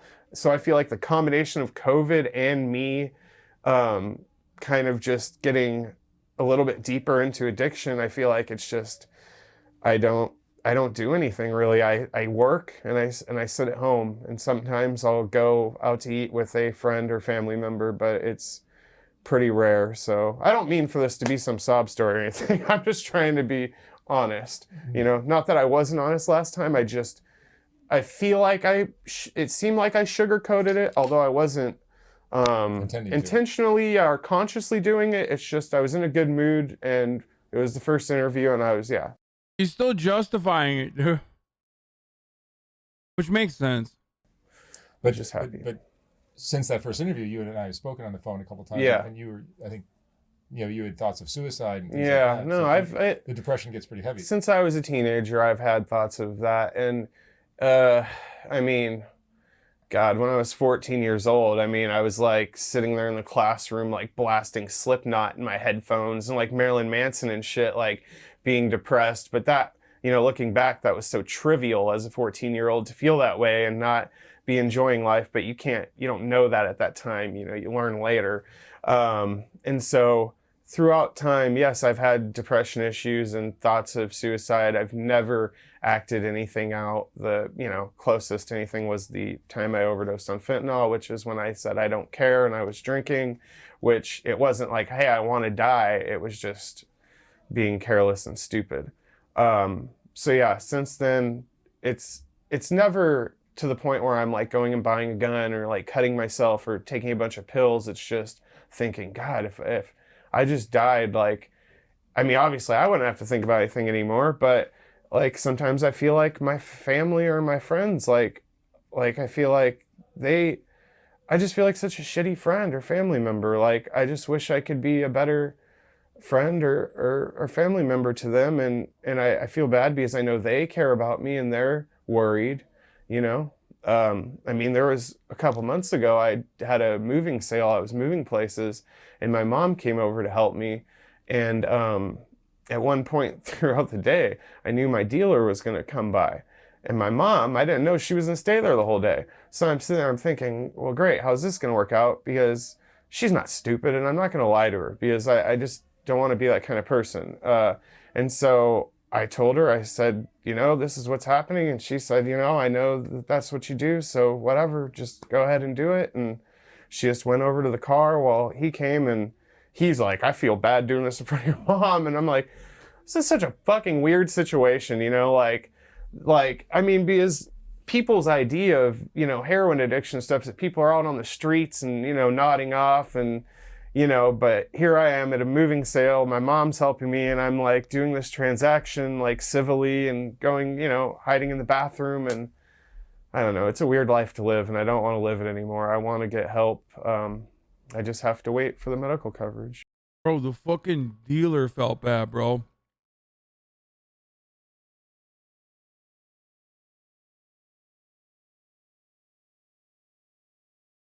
That's wild. Because that motherfucker's seen some shit. I mean, he's literally dealing drugs to people. Like,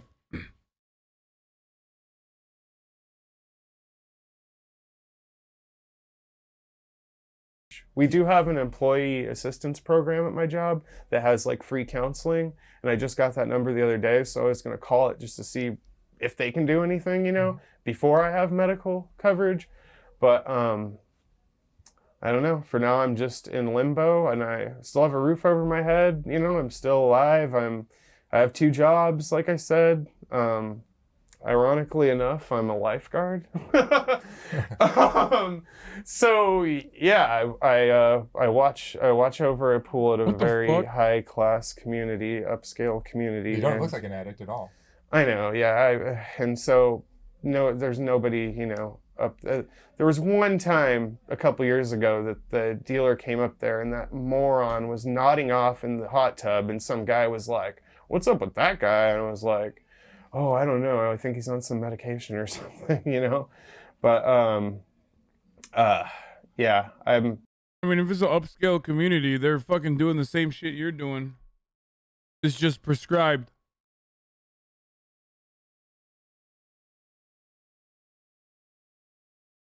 Which is also bad, by the way, for the record. That doesn't make it okay. But that's how so many people get to his position. Like, rich white wine moms, fucking Xanax. I'm still functioning. That was another thing, it's a debate of how functional somebody is, if they're functional, or if that's even the right term to use.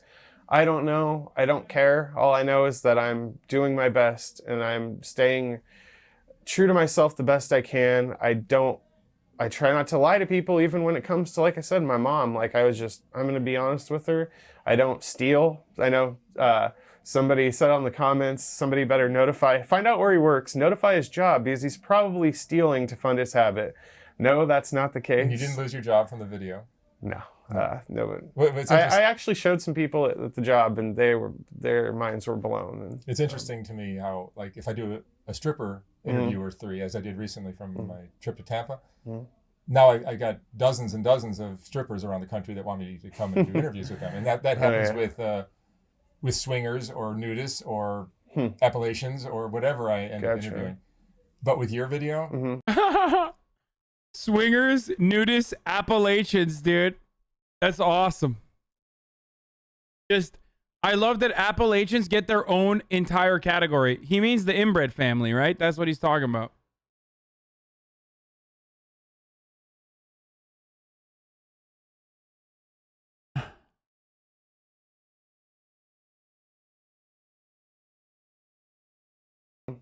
which certainly was very popular. 2.6 million views in a year, which is a lot. Yeah. I've got very few people that want to come out and talk about their addiction, and certainly there's a lot of people that are using these harder drugs and being functional. Yeah. But just don't have the courage to come out and talk about it. Yeah, and I've had you had no negative repercussions from it. I'm not saying everyone should do it, but right. But it's just interesting. Although the new job I have ever since I started there, it seems like the younger people, there's something, I feel like, I've told also another thing I said in the last video was girlfriend. She's not my girlfriend. I just said it because it's easier than explaining the whole thing. She broke up with me in September. We still talk every day. We have every intention of being together eventually. I just have to get clean, and I am not going to do that to her to make her deal with that, in a relationship. So, hold on one second. What the fuck? So what the fuck was that in the background? You guys heard that, yo?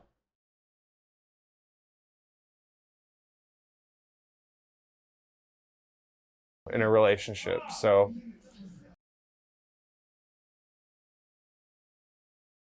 hold on one second. Deal with that, in a relationship. So, hold on one second.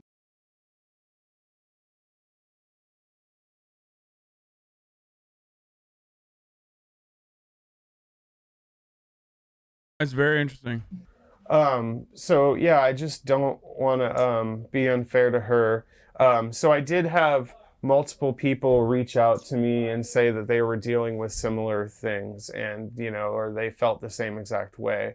And I think it's very common with what you're doing. Yeah, and they were like, I'm too afraid to say anything. Like, a lot of people are afraid that they're going to be found out by their job, which I don't even know how legal that would be to fire somebody over. I mean, maybe they'd have to find some other way around it to act like they were firing them for something else. But I don't know if legally you could go up to somebody and say, hey, I saw your interview, especially when it's a circumstance like this where I'm like, hey, I want to get help and I know it's wrong. And like, Does this guy think we live in like fucking, I don't know, Portugal or something? Like, bro, you live in America, dog.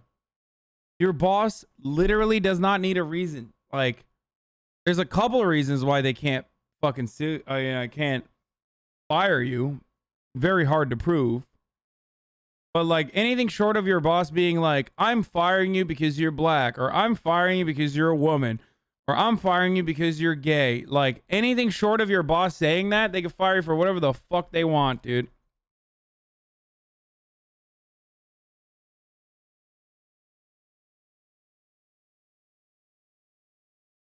I mean, he's none of those things, but still.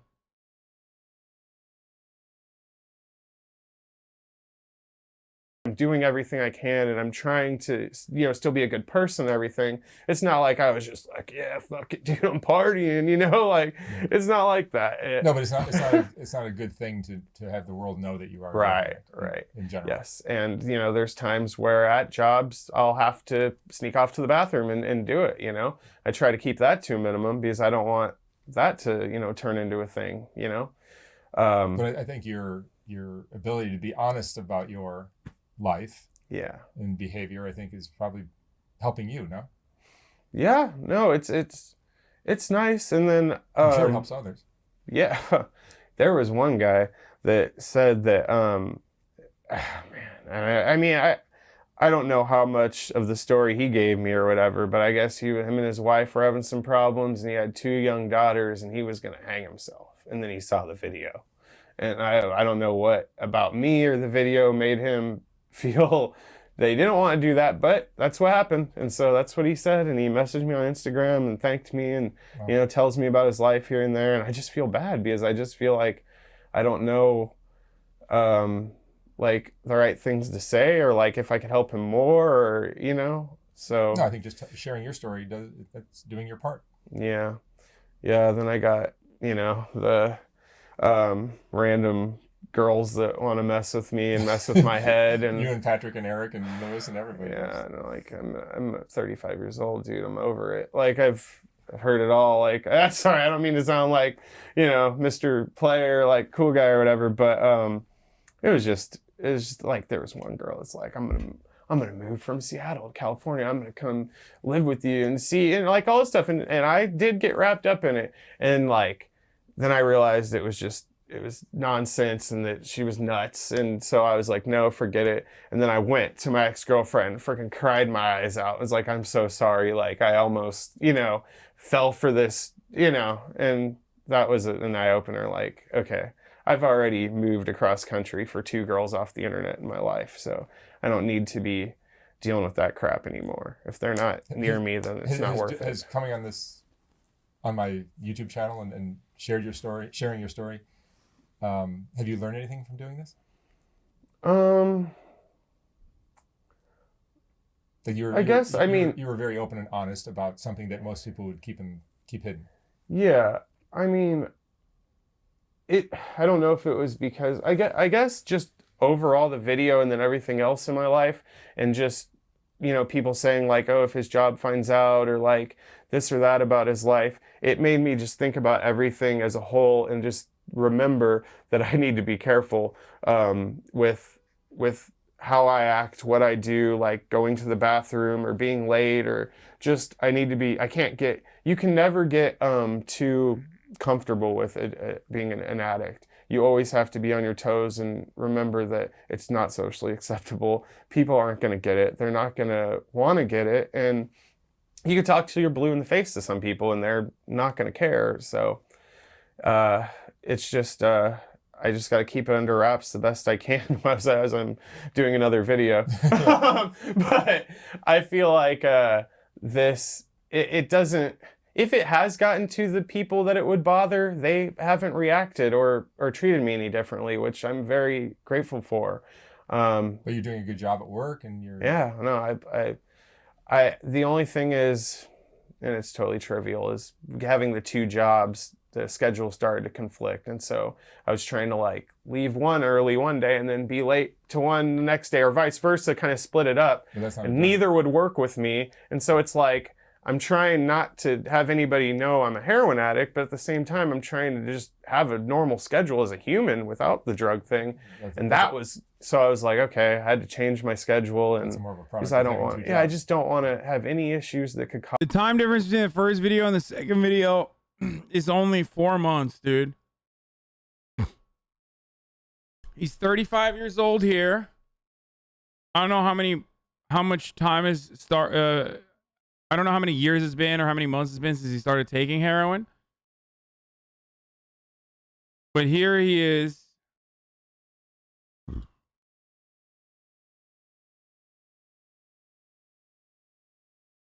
"35 years old. 8 years of opiates, 2 to 3 years of heroin at this point. This is 3 months in.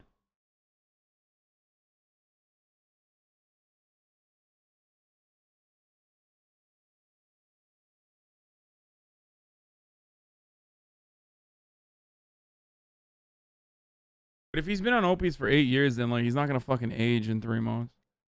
Cause any for somebody to say, hey, we know what's going on with you, and that's probably why you're late, or and then I don't want to deal with that. So from here, you're hoping that maybe you'll find a way to get clean? Yeah, definitely, 100%. I just think Would you recommend this lifestyle for anyone? no, I wouldn't, because like I said, the withdrawals are terrible, and it's just that it's like your body is a ticking time bomb. You're just, it's inevitable. There's not going to be a way that one day you're going to wake up and escape it or find some way to easily wean off of it. Because there's been times where even I have done that. I have gradually lowered my usage, and then like once the withdrawals hit, just take the tiniest hit and then ease into it a little bit better. But then once you get past it and the stuff's gone, your body and your mind, it's instantly, oh God, that would sound so great. And I'd feel so much better. Like, yeah, even I got over the shitty part of the... HasanAbi says he doesn't acknowledge his own addiction. Bro, he's literally doing this follow-up interview originally in fucking tears because he said he made it seem like it was a trivial thing in the first video. Shut the fuck up.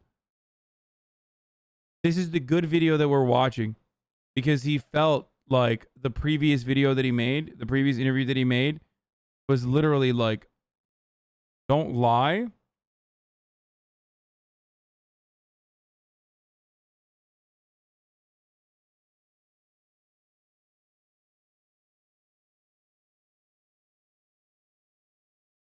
I don't know what to do. He basically admitted to as all of this in the beginning. Withdrawals, but I still could feel good again, you know, better. So I don't know if it's going to take medication or just some long program.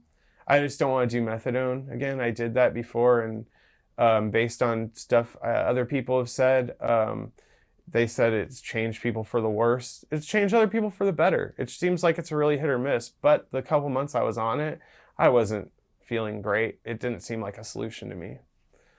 So maybe Suboxone. I don't know. I got to figure it out once the medical kicks in. And like I said, I have the other employee assistance program to call and see if they can help. But for now, I'm just trying to get by and make sure to pay. Addiction is easy to beat if you have enough determination, Law. Dude, I love chatters with zero life experience coming in here. Like, dude, you're literally 12. This is how I thought when I was 12 years old. Like, no shit. First of all, like, yeah, dude, if you have the best determination, dude, what the fuck? Like, I don't understand. Like, just have the best determination on the planet, dude. Just use fucking willpower to stop being addicted. Like, that's so dumb.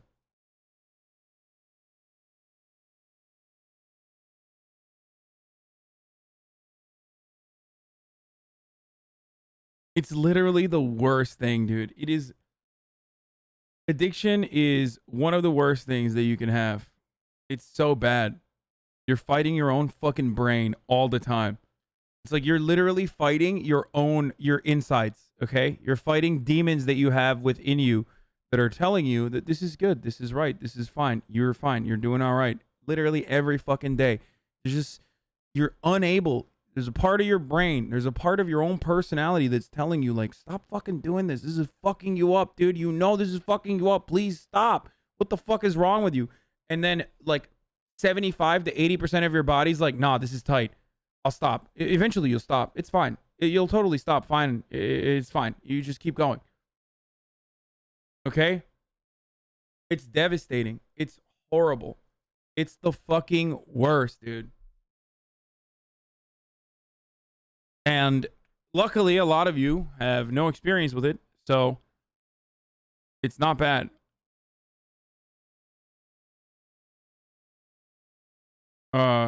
You have no understanding. It's like impossible to describe it to you.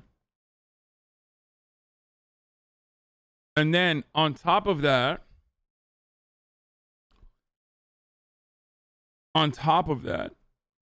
it's top of the hour. So you have to watch a 6-second ad break. You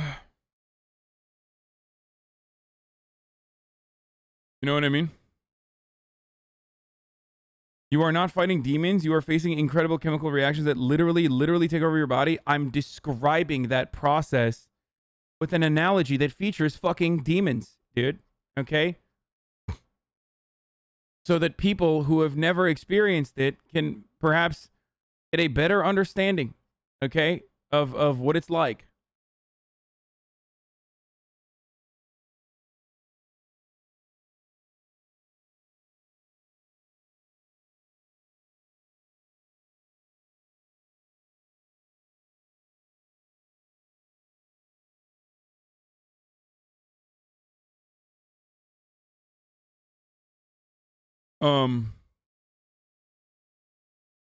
Chatters think because they stopped masturbating 1 November, that means they can beat heroin.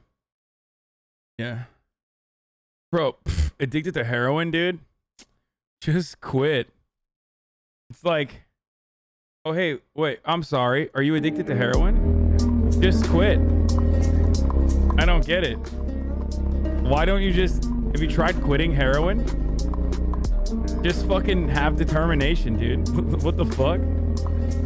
Sigma grindset, baby. Heroin millionaire mindset. Psh, cold turkey. Withdrawal symptoms? I don't want to look it up. I don't know what that is. Could I literally die if I quit cold turkey on some things like benzos? Fuck it. Who cares? I quit masturbating for an entire month. So, you can do that too. You know, with the other stuff. Nowhere near as devastating as a masturbation addiction. You joke, but I've heard that sort of thing more than once. Of course, dude, because people are fucking stupid.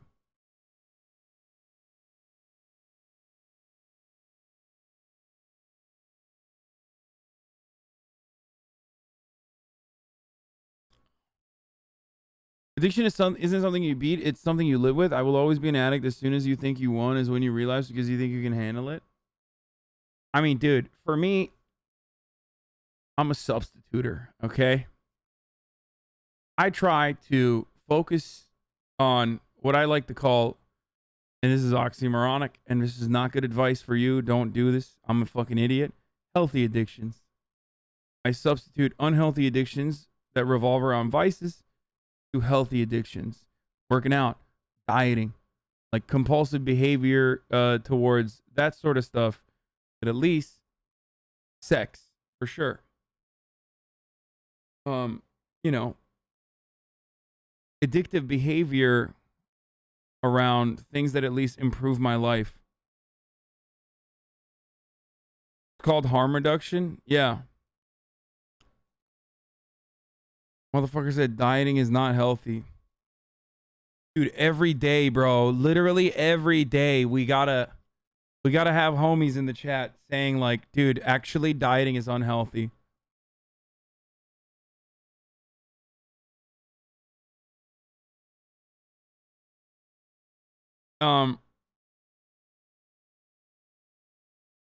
You'll always be an addict. It's a very harmful view, and there's no way to prove that it's going to demotivate a lot of people from recovering.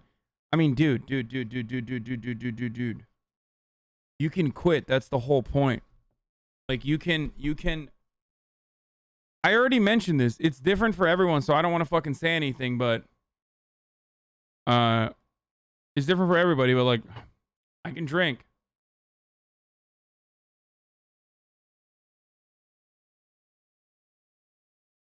That's not something that many people can do, though.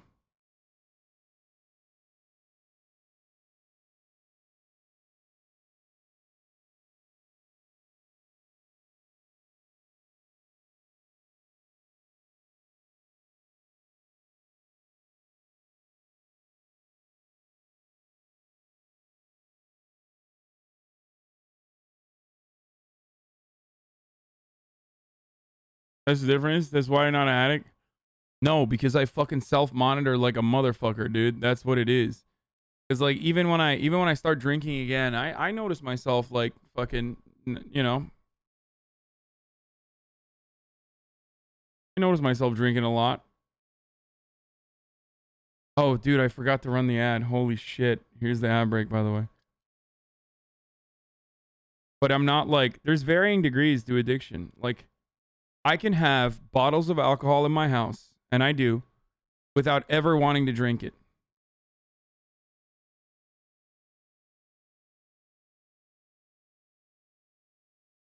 Let me finish this video. I'm not at that level. When it comes to fucking pastries and shit, though, I can't.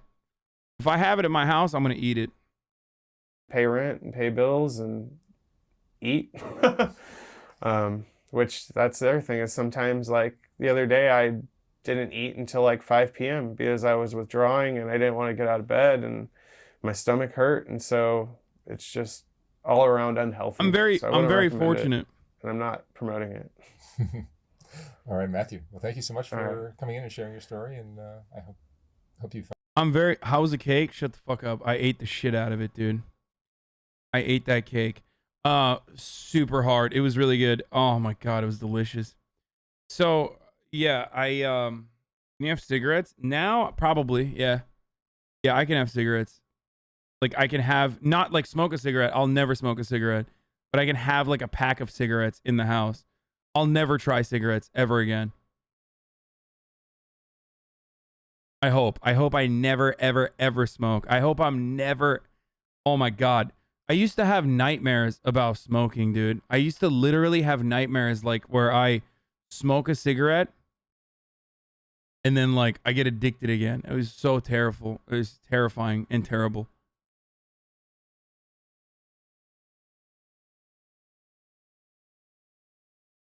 Like I'll never put another cigarette in my mouth again. But with alcohol, it's like with alcohol, it's difficult to stop with one drink. Like I'm just never like, yeah, let me just have one drink. Like I have to get buzzed. You know what I mean?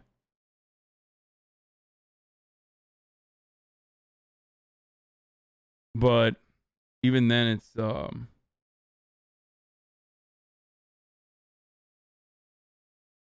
just like as long as I keep it locked to like, you know, social environments and like constantly I'm regulating myself. Still not easy, but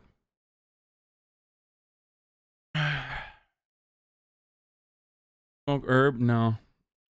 I don't smoke weed anymore. I used to smoke every day.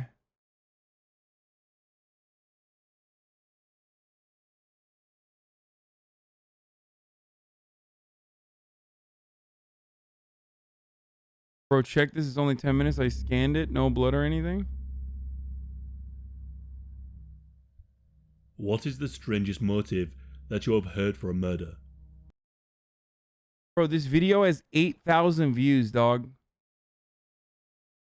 What is this fucking video, dude? You just send me your own video? Dude, yo. I heard this guy's got a fat dick, dude. The guy who made this. Bro, the guy who made this fucking YouTube video, I heard he fucks, dude. I heard he's sick as fuck, dog. You should just... I heard he's the sickest.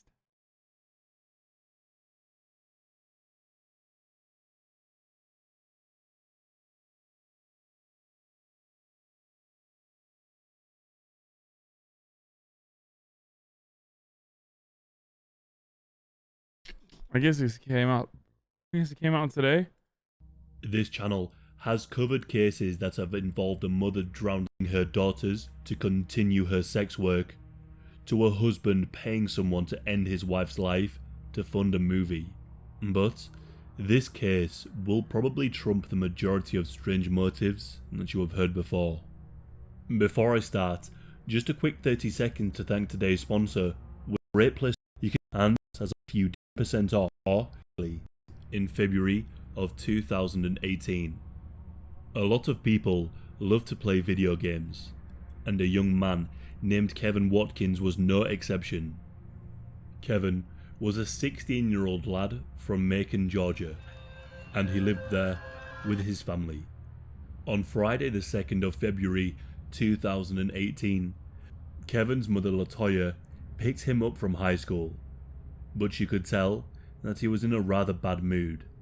Nothing out of the ordinary for a 16-year-old, but Kevin was known to be rather disrespectful towards his mother, and the two would often argue.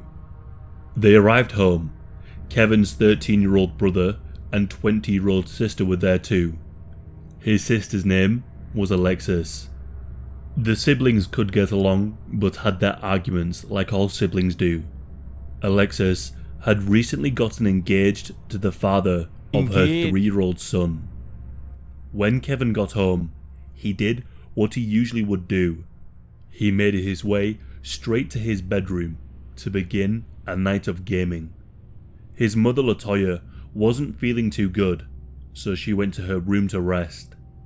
With so many people in the house using the Wi-Fi, it would of course begin to slow down. Kevin became frustrated and angry at Shut the the slow fuck speed up. of the Wi-Fi, which was making an impact on his performance on the game.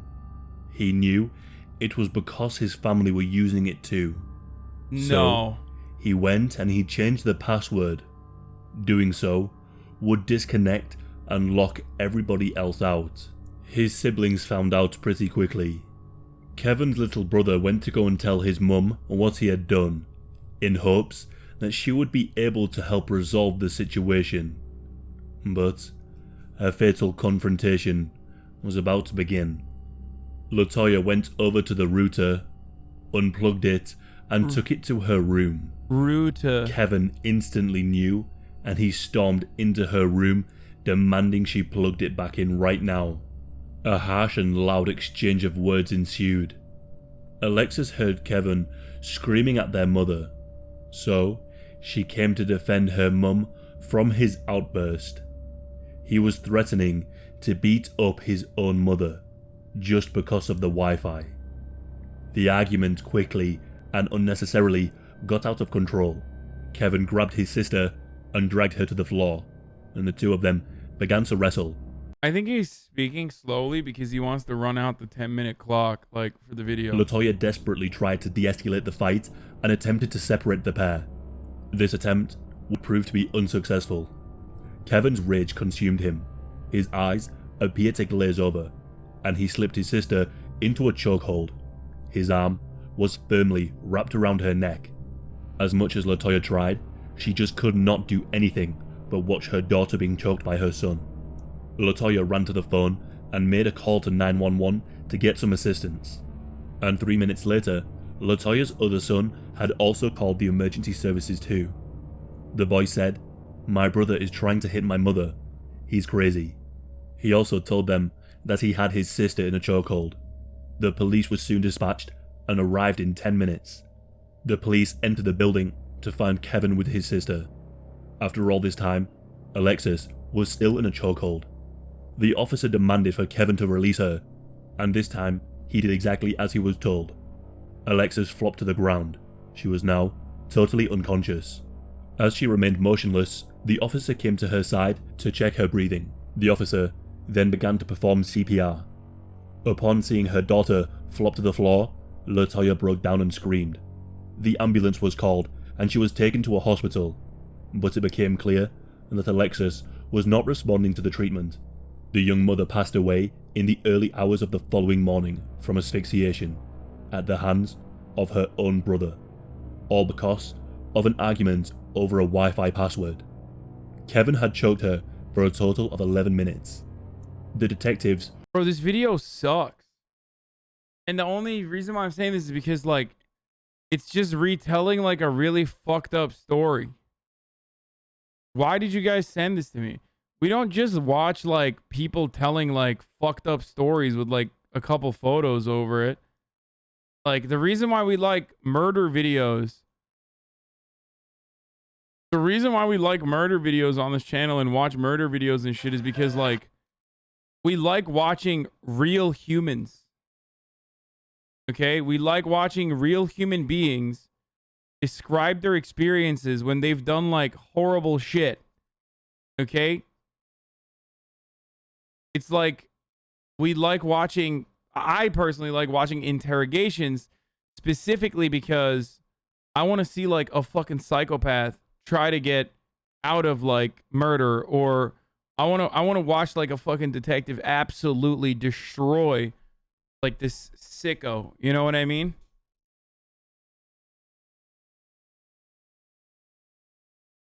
The problem is that, like, people that live in Europe have never seen crime, so they don't understand it. They don't know how to, like, you know, make it...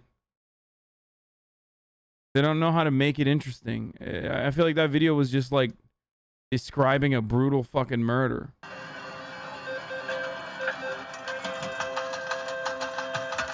This is a high roller gambler, Andy.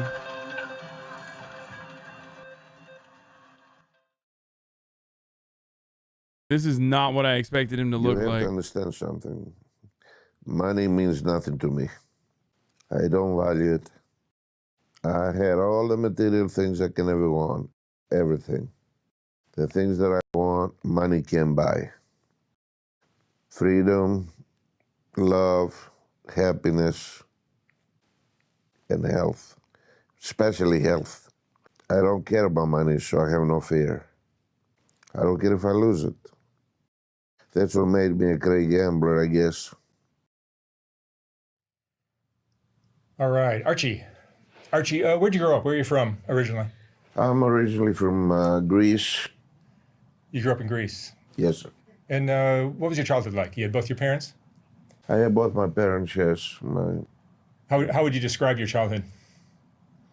It was a rough one. I grew up in a Greek. very poor, Greek, bro. you know. It was right after the Second World War. So I was born 1950. And things were rough everywhere, especially in Greece, small country. So, you know, my father was a contractor, you know, but they didn't make much money.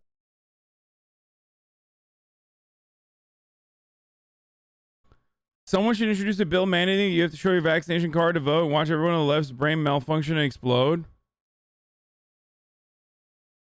This dumbass basically explained how voter suppression works if the Democrats operated like the Republicans do.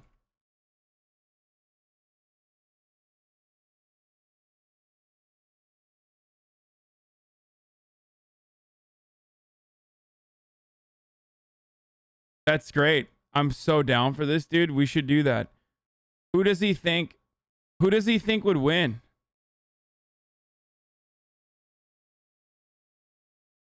Twitter fucked with the wrong guy. Dave Rubin clip. Okay. My intention is to destroy these people. Like now they fuck.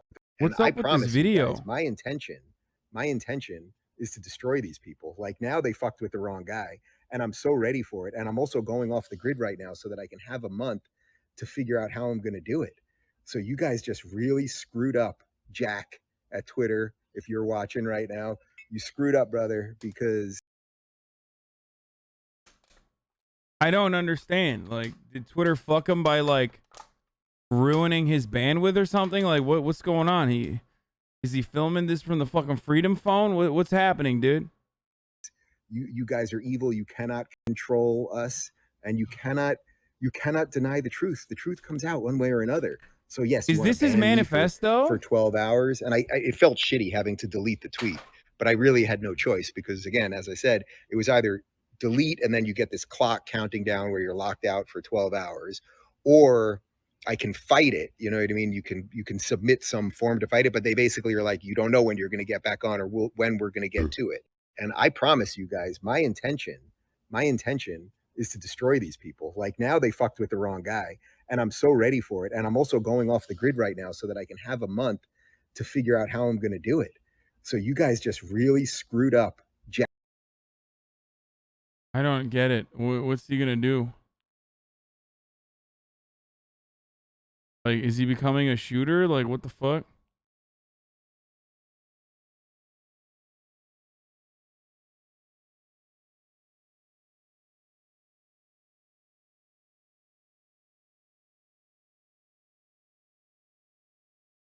Why is he fucking like manifesto posting like he's about to do some Unabomber shit? You know, he worked for pennies back those days. You know, for small money. People didn't have any money. Yeah. And I grew up pretty poor, you know. So I decided that, you know, look somewhere else for a little better living, you know. So you came to the United States at what age? I was 16 years old. 17, actually. With your family? No, I came by myself. You came by yourself? I worked in a ship and came there and ended up staying here. You know, now they're coming by the millions. I, I was only one. Yeah. But I was, looking for a job and, make a better living. You went through school? You graduated high school? I went to the 3 years in junior high, and that was it. So you never finished high school? I never finished it altogether, no. Yeah. And what did you do for work? Here? When you came? When I came here, I started working in restaurants. Mm-hmm. Greeks own a lot of restaurants, so I started working at some of the Greek restaurants here. At what point did gambling come into your life? Well, they were playing a little poker and a little pool. So that's how I got. Okay, this one's really boring. I'm just going to LSF. Fuck it. Sorry. But he's too slow. I'm not saying that because he's Greek. Don't get mad at me. Maya on Greek. Here's what happened. So everybody knows about the drama, right? Everybody knows about the blocking and whatever. I was concerned. One, subtweeting is the cringiest thing on the planet. It is so cringe. It just doesn't get any worse. Cringe. However, I was a little concerned that he was maybe a little bit off his rocker. And I know people hate when you bring this up as an example, but it truly is a part of it. After the stuff with Wreckful, I will never let, like, my petty feelings or, like, just, like, drama get in the way of me checking on somebody, because I made that mistake before. So I messaged him and talked to him. So, yes, I'm not cool with what he's done, especially regarding Matt, especially around my friends and whatever, but I'm still going to be like, yo, and I'm still going to, like, be there for him. Here's what happened. So everybody knows about the drama, right? Everybody knows.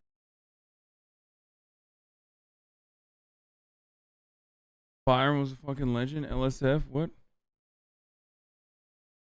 What did he do? I don't know what's going on. Lore Masters, what happened with Greek? I knew he took a break off streaming. Lore Masters binged on Mountain Dew and Doritos last night and still asleep. Monsters deleted my post about Canute articulating my Greek probably feels insecure despite losing weight. Probably saw me offering a nicer angle. When you're overweight because of mental issues, most of the time mental issues will go away. He blocked Nick, Melena, and Miz on Twitter and then subtweeted Miz about his drama thing with the cashier. Greek was subtweeting and talking shit about Austin streamers basically. I mean, is it even subtweeting at that point? Because he's been like fucking directly replying to me and every other Austin streamer over and over again for like the past month or so since he like left Texas. I wish him well, dude. Look, people are gonna get mad at me for saying this, but I worry about anybody who's like constantly posting about how happy they are on social media. Okay. And then he like blocked a bunch of them. I think he unfollowed me, but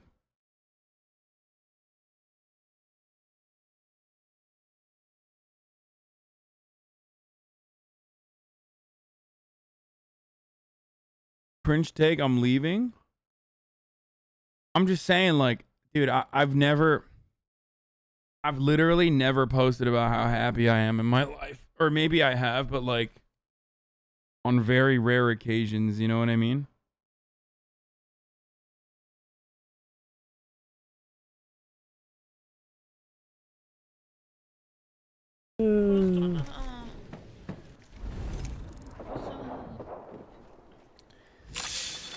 You got good movement, Melena, but you don't seem to do any damage. I guess hearts for Melena, guys. Round of applause. Look how my camera froze. Do not full. Don't you? I thought she was not doing a. I thought she was just looking like that. Fuck you.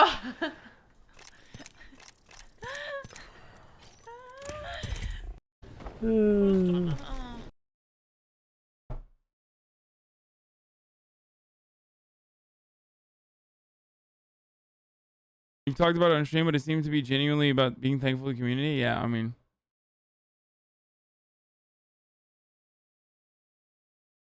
Ex-WoW streamer has a meltdown that's actually based. What the fuck? I can't believe it, dude. I can't believe the WoW community. I can't do it, dude. You guys are actually fucking idiots, dude. Oh shit. It's like if I can't believe it, dude. I just Uh-oh. I can't stand the game. I can't stand the people who play it. I can't stand the content creators who are still simping for it because they're fucking all of their money depends on it. So they stand around and pretend like they're not talking shit about other games to disguise the fact that they're terrified. Because it's the only way that they have to cope. I'm fucking sick of it, dude.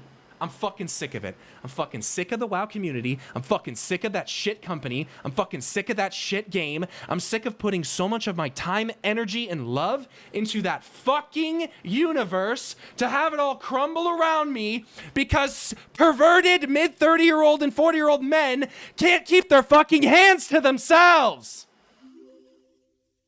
And it's why the game sucks.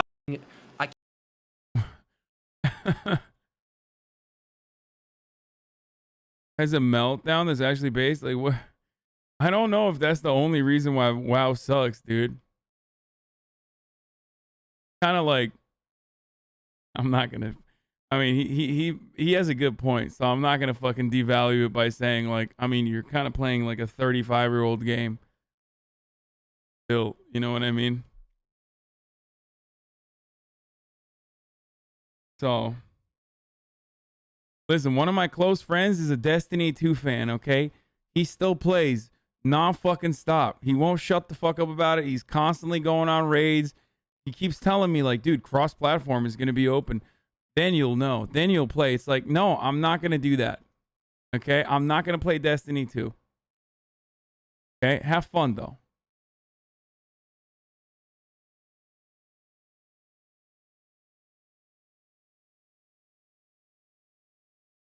U.S. politics is a 250-year-old game, yet you're still playing it? Yes, because politics, unlike World of Warcraft, has, like, material, just fucking ruins our lives, okay? It has, like, serious material consequences. So to discuss his performance in speedrunners last night and ODs on Copium. Last night, I lost in speedrunners, okay? I did not get my ass beat, though. All right? I had a couple W's on my belt. And she knew the maps. I did not. You give me a couple hours, I'll bring the heat. Absolutely. And I saw these live stream films posts. Soda, Buddha, and Ray get rolled. And in those clips, I haven't even joined the game yet. I'm not even there. Yeah, she was taunting them. She was so far ahead. She never taunted me. She wouldn't be able to, man. Like, yeah, I lost, but like, I wasn't even in those clips. Whatever, move on. Damn, dude, he got fucking owned. Seems like he got owned pretty hard. Hasan does not get away with it. What the fuck? You know, this people... Wait, Mia Milano? I think doesn't she stream on Twitch too? I think of Mia Malkova. I believe so. No, Mia Milano streams on Twitch too. I think one time. The only reason why I know this is because I was looking through my DM requests one time, and this is kind of funny. This motherfucker's not getting away with it again, isn't he? She DM'd me after 8/21. It was like, you're a fucking asshole, like you piece of shit. What? Oh, never mind. He's not getting away with it. You know, That's so funny. Like, were you using your webcam mic? No, it's Zoom, man. Zoom fucking ruins it. Reference to the time when Hasan and Nick discovered Instagram DM requests. 21. Any DM he received on 821. I've seen her porns before, and they're not very good, so I don't really care about her opinion. I think she's hot. I mean, we're not saying that. Nick, you liked her photo. No shot. What the fuck, dude? Oh my God. Are you serious? I'm sorry. It wasn't even him. I feel bad. It wasn't even him. It was my other friend, Nick. And I mistook his username for Nick's username. Dude. I was... My bad. Sorry, guys. I was... You like this one too? Dude, stop. That's not me. That's not me. Oh, it's not you. It's not you. That is me. The other Twitch streamer. Not me. What's the 821? Hasan got banned on Twitch for a bit back for saying America deserved 9/11. Now he got banned for saying Brave Mujahideen. Oh, yeah.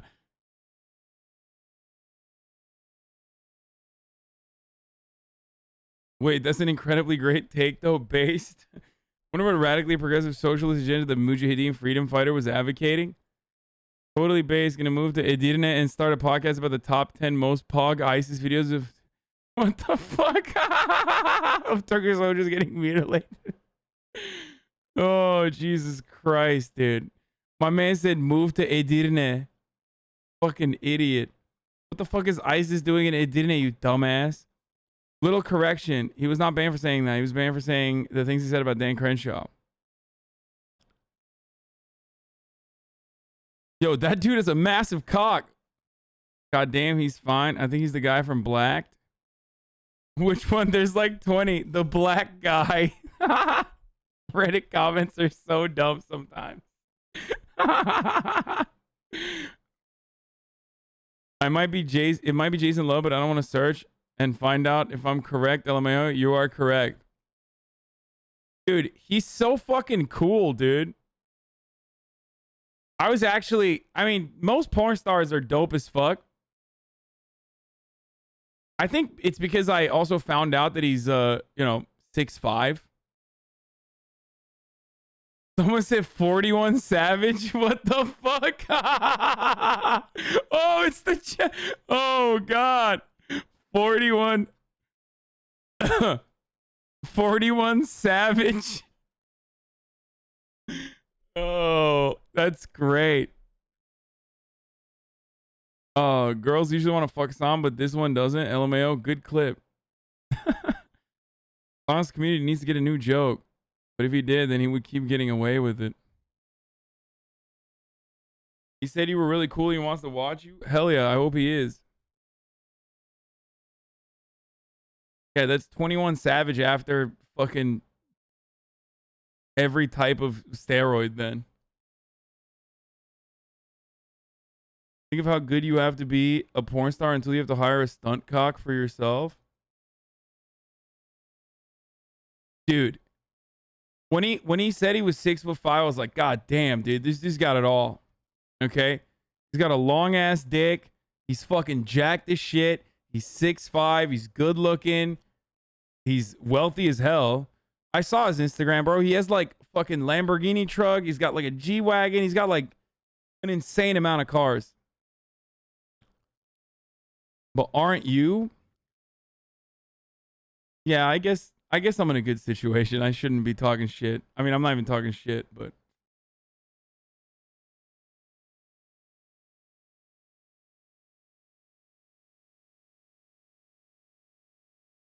can you help me rationalize not feeling guilty about calling in the day before my vacation at work, please? What? Dude, you should never feel guilty about fucking taking time off work. What are you, crazy?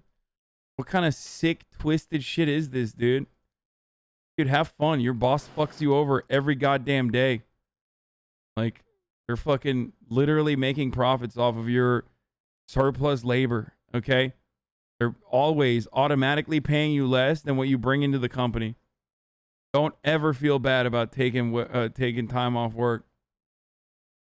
Nuts.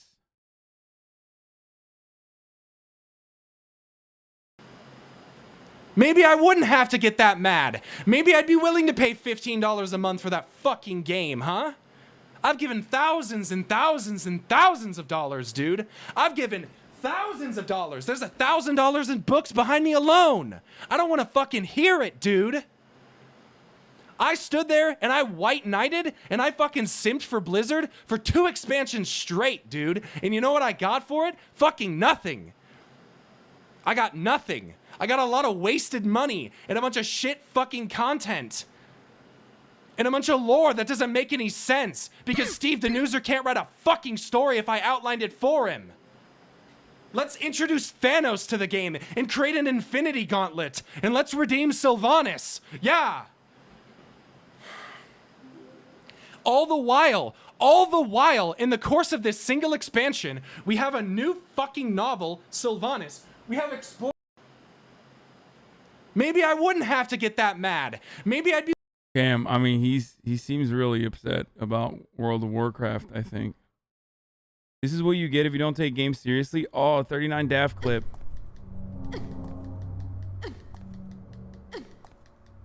Wait, does this affect my ending?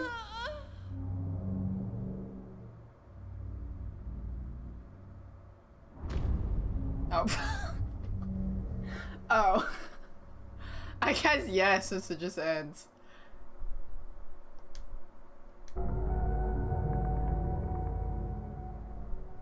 Wait, I haven't saved in a while. Did it autosave?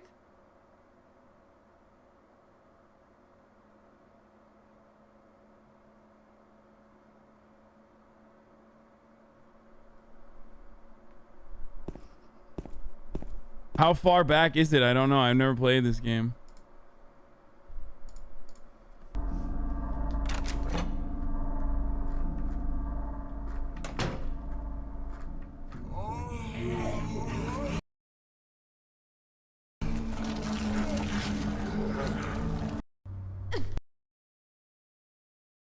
Bro.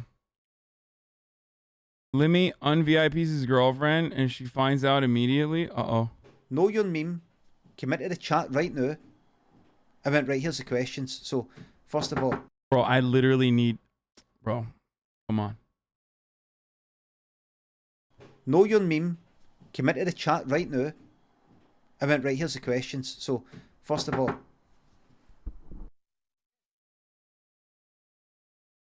What's that, Lynn?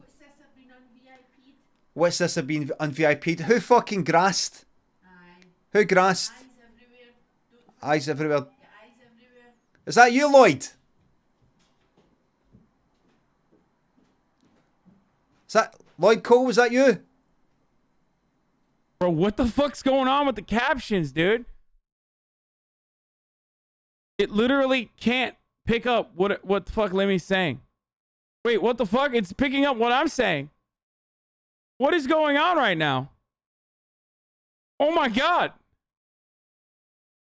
What? How can it hear me?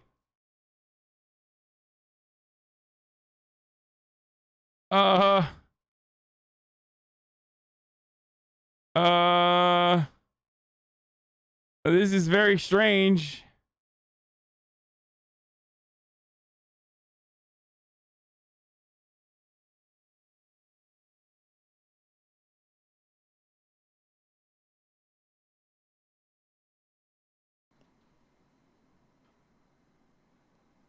So, thanks whoever did that. Thank you. Thank you. Thank you. Thanks for doing it. Know your meme. Come into the chat right now. I went, right, here's the questions. So, first of all... Charlie gets banned for having too much fun on Halo Infinite. I have been trying it. It doesn't really seem like it is. Wait, is this game out?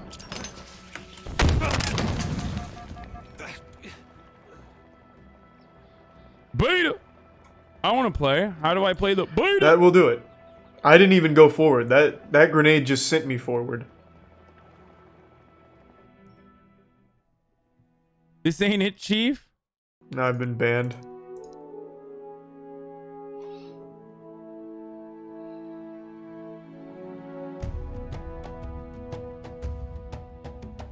He is banned.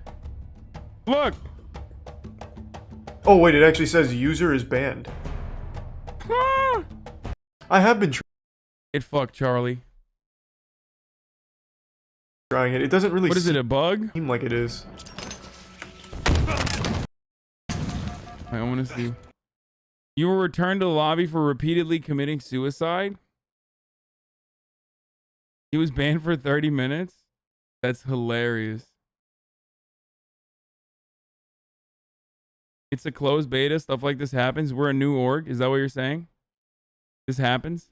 Back, vile temptress! Oh god, here we go. What are you doing to Miss Kim? Actually, just ruins everything. S-Fan. Please. Please what? Please don't steal my friend from me. Too late. Look at us now. What are you saying to him? Everything you want to say to him, I have to approve. Miskiff looks kind of hot with a buzz cut, like fully buzzed hair. Am I crazy? No. I feel like he looks better with the fucking buzz.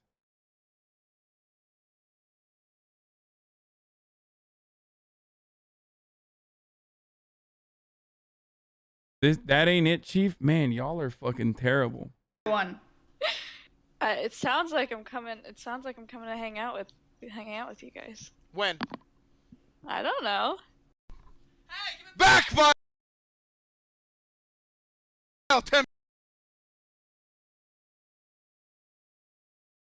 Lamont takes an L after a Maya raid. Dude, Maya sounded so much Eric? more... Maya sounded so much happier back then, dude. I swear to God, Twitch ruins all of us. I just got raided. I need you in here right now for a leg wax. A leg wax. Come here.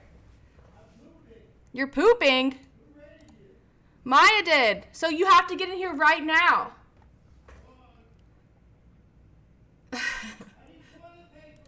You need toilet paper? We don't have any up there. L. Use the towel. Oh God, ew, what the fuck? Why do they live like this, dude? Eric, get out here. Bro, that's crazy. Hey, That's a Eric. joke, right? They're memeing, right? She's memeing, right? There's no way. I don't want to believe it. God damn, get a bidet. Get a bidet. Take a shower. Soda Pop and finally realized he's a boomer. Sag. Oh no. Like, you're so fast! I can't, I'm literally just trying to keep up! Are you running with 3? Yes! Are You literally have a sprint, and the other one has a fucking teleport! I don't! And I'm not good at running! And I'm looting! Like, you understand the whole time, I'm actually just fucking behind. My stream hasn't seen me hit. How much damage did I do? Bro! Oh my God! Dude. Okay, I want to. But I have to. I want to play an FPS game with Soda now. Is he really like just as bad as I am? Like, there's no shot.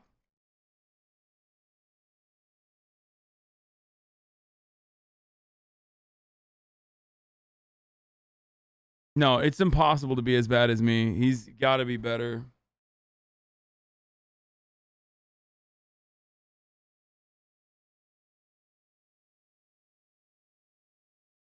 No one is as bad as you. True. Just start the worst squad in FPS history and make your market. Make that your market. Who would be our third then? Like, if it's me, Soda, who is just as bad?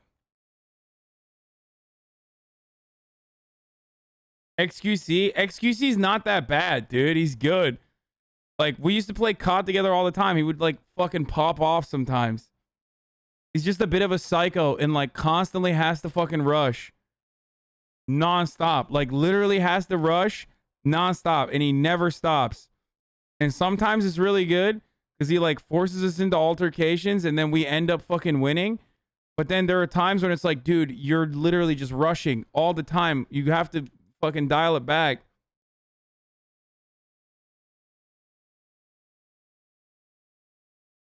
Excuse a literal former FPS professional gamer? Yeah, like, I know he's really fucking good. I mean, people in the chat are going to say, like, Winston Andy, but...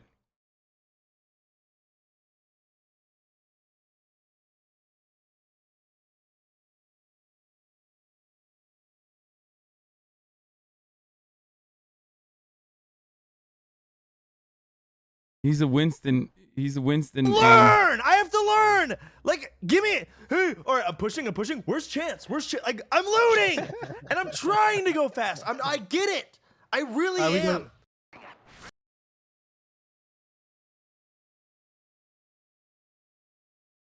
You, Nick, Soda right now, Apex would be so fun to watch. Except Nick is, like, disgusting, dude. He's really good. I'm talking, like, who would be garbage? Like, who would be also trash? JCG Finn is a murderer? Figure skating up top. Oh! I'm the one that lifts you up. Patrol. Figure skating up top. Oh my God, he killed her. What about Will? Will's... yeah, Will could be it. I mean, he claims he's good, but he's not that good either. Sykkuno is really good. Dude, you guys literally are just bringing up people that you like. I said, who is just as bad as me? And you're saying Sykkuno. Sykkuno's disgusting, dude. Tim outswims the shark just in time. Oh, Tim, no pressure, but you're swimming right next to a 20-foot great white shark. Oh my god. Good. Oh my man. Tim, he is going after you. Can you defend me? I'm also swimming against sharks. Oh, can't get me on land, shark. Tim, You fool. What? They have legs now. Are you serious? I'm kidding. I'm cool with that. Dude, I literally thought this thing was about to hit me on the... Bro, what the... Oh, Tim. What the fuck is going on in Fortnite, dude? Just Fortnite is insane now. GDQ with a good edit. Listen. It's a great looking cannon. I know you want me to get the star and everything, and that'd be a great bit. I get that. But hear me out. Listen. I know it's great that we have all on this team been able to explore our more creative sides with all the skits and everything we've been doing the last couple of years in the lockdown. Yeah, that's great. Love it. But hear me out. What if instead this year we just do it in person, Jeff? Well, I guess we got no choice. Oh, you're real. Oh my god. You're all here. Oh my You're God. real. What? It's the? amazing. Whoa, you're taller than I remember. Jeez. You're shorter than I remember. Yeah, that's fair. I'm pretty short. Pog! Limmy's mods help him check his visual setup. See, I want a gap about that much. I'm literally pogging right now, dude. That was pretty sick. That's a cool little skit. On the screen for when the alert comes on. Could a mod do an example alert, please?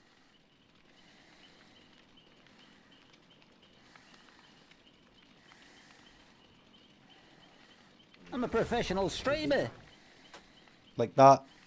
Longer would have been better, but that's fine. I'm a professional streamer. Wee bit longer.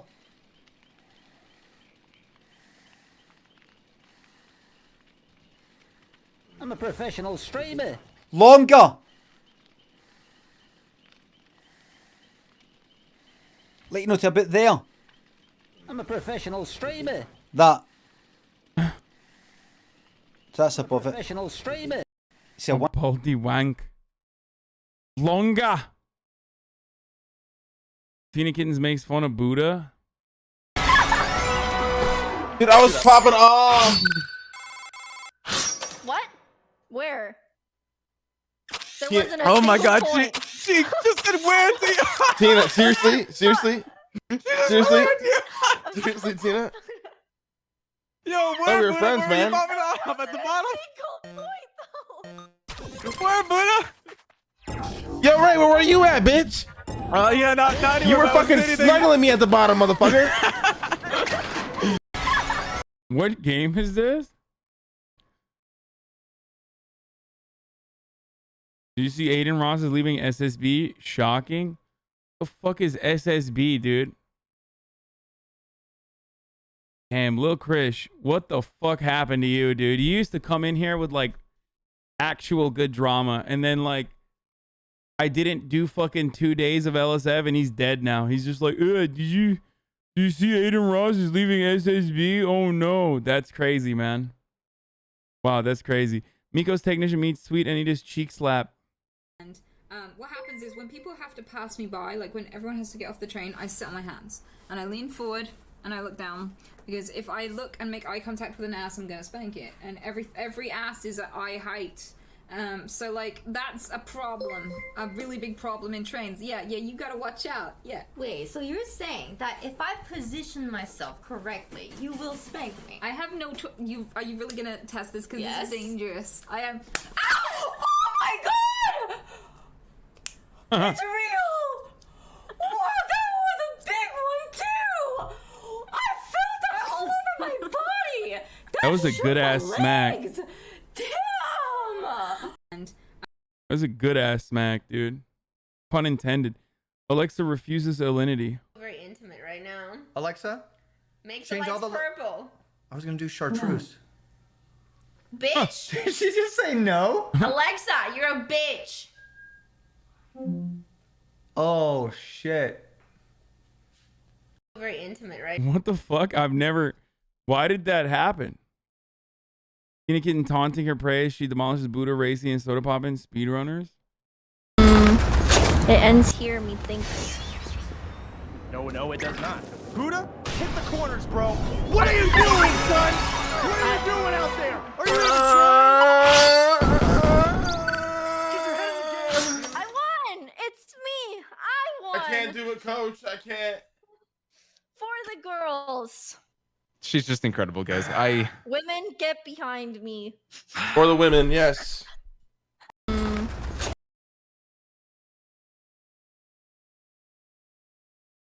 Dude, dude.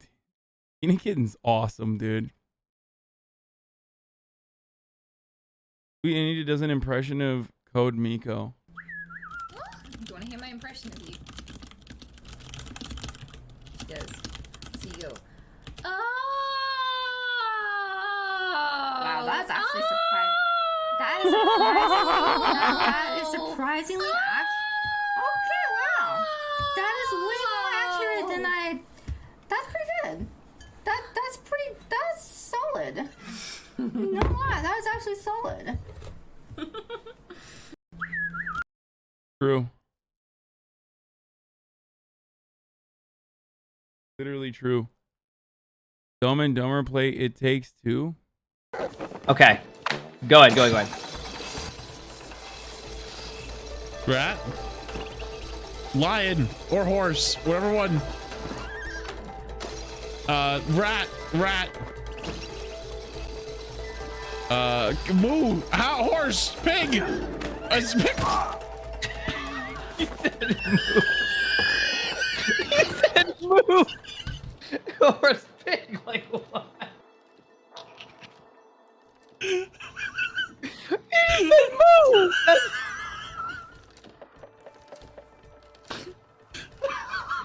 How am I supposed to be on a react to moo? Like, I know it's a pig, but... what do you mean? Game seems dope. What do you mean you know it's a pig? I was supposed to play It Takes Two with Carl Jacobs months ago, dude. And then he had some shit going on. So then it never happened. And then he was like, I'm ready now. And then I just like totally forgot. This just reminded me. Said moo. How many mooing pigs?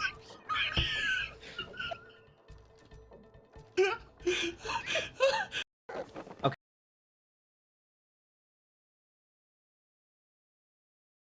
It's very fun. Speaking as a guy with a girlfriend, what is this?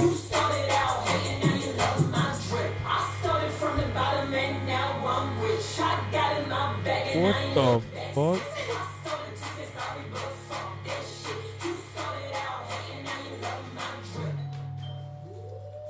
Ну-ка. Красота. Я думаю, какой-нибудь топик под низ одену. А то это слишком.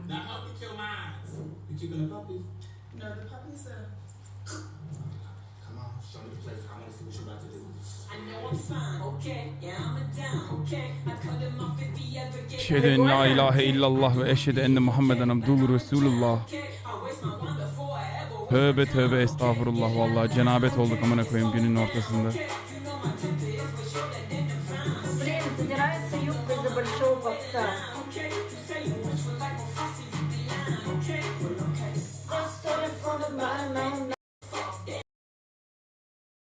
What the fuck was this, dude? Elizabeth Queen? Oh, Jesus Christ. What is this? Pokemon continues to defend abhorrent behavior. I don't know how we got here, but I'm kind of pissed. Look, if this is your bed and you have a pillow here. No.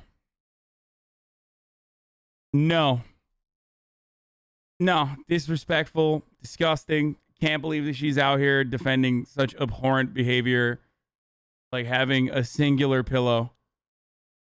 Let's see what the bad take machine has to offer here. And you have a pillow here. Those are really big pillows. Congratulations. Let's say this is it, okay? If every people say I get stun locked for an extended period of time, it's been like a month. single night You're sleeping here. Ah. Happy dreams.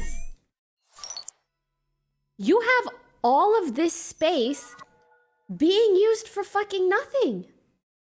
For nothing. Nothing. That's not true, dude.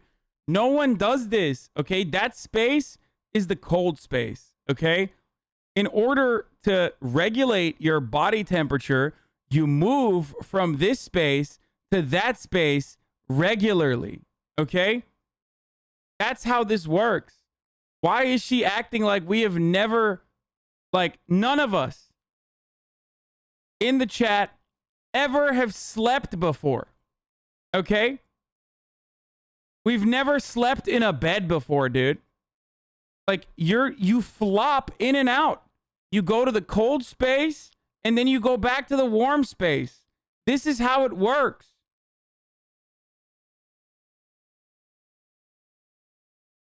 I sleep on the floor? Yeah, okay, shut the fuck up. This is worse than 821. This is a She's from Canada. It's waste of space. That's not a waste of space, dude.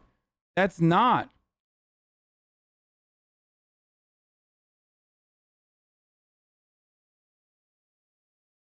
I'm not being a dick, but I sleep on one side and an otherwise empty bed.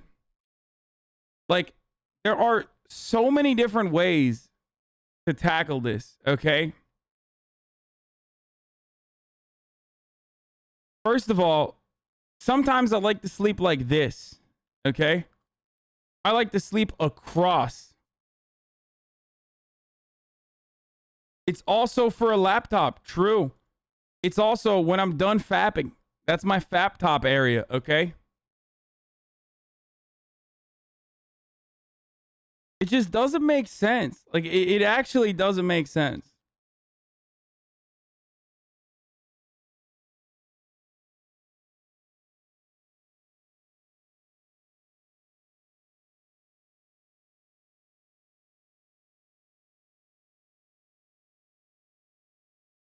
And then sometimes your legs like dangle. Oh.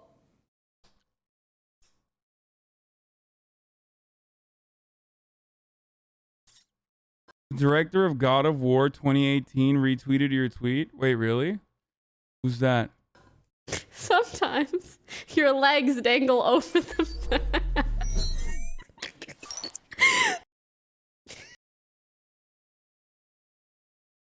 Yeah, there's just like that part of the bed is room for activities, dude. Okay? I like to starfish the whole bed sometimes.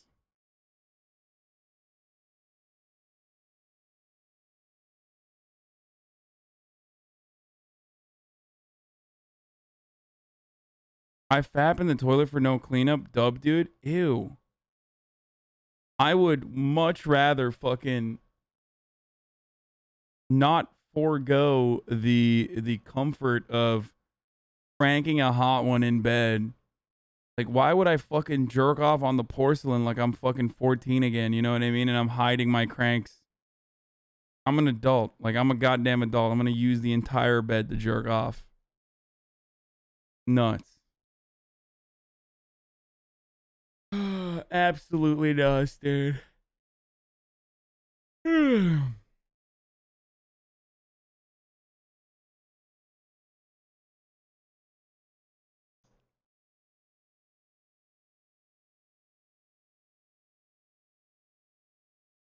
Anyway, I'm gonna hit that last ad break today. Okay. That's right. The last 3-minute ad break of the day. Another clip, Really? Pokey Bandit guy. So He spammed me boring. in It's a chat. freaking joke. Either unban me or unsub. You're exactly the kind of person that we don't want in my community or in the greater gaming community at all. It is not just a joke. To be fair, Hoffa was hot at 17, lol. Oh my god. Is this about Fred? It's about Fred, isn't it?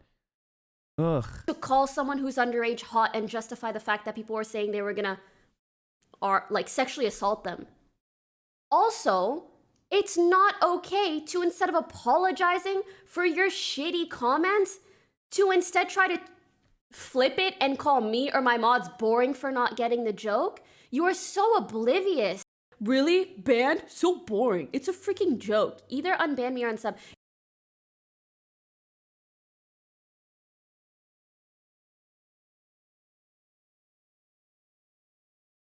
What about severe side effects? They had a threesome. Dude, I had to explain to a friend, chest fan, why Buzzes was so big on Twitch. I got banned in Pokemon's chat, and then every other streamer's chat on Twitch. How powerful is this person compared to Putin, I mean? I got banned on Pokemon's chat, and then every other streamer's chat on Twitch. Yo, I got banned from Pokemon's chat, and then coincidentally in 30 other Twitch chats. Is this the girl, the Putin of Twitch? Upgrade is the most successful pimp ever. Yo, have you seen my LSF clip? Yo, have you seen my LSF clip? Yo, have you seen my LSF clip? Search for the Pokemon clip. You want to know why you got banned in everyone's fucking chats, dude? Because most people probably don't like that fucking attitude that you bring. Also, Pokemon is not the fucking Putin of Twitch, dude. I am, motherfucker. What do you mean? Imagine. If Pokemon is the Putin of Twitch, I'm the Stalin of Twitch when it comes to banning. Anyway, I already ran the last ad break here, okay? Clean up your act. Apologize for your actions.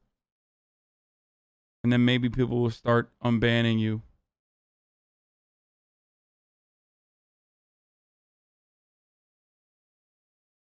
Have you seen this guy's take? My ball. What? My balls are kind of sore. My balls. My balls and. What does that mean? I don't even know what this is. Is it like Rick rolling someone or something? Like, I don't understand. You got Clint bald? I don't know what that is. Are you trying to make that happen? Is that what you're trying to do? You never reacted to the House of Gucci trailer? I'm sorry, Ninjite. Starting off the day. Alright, folks. All the chatter's trickling in. I'll sell people hay. Sunny Los Angeles, California. Love you guys. But Friday, hopefully I'm gonna go work out with my friend tonight. Even though he ate earlier, so we're gonna have to go later.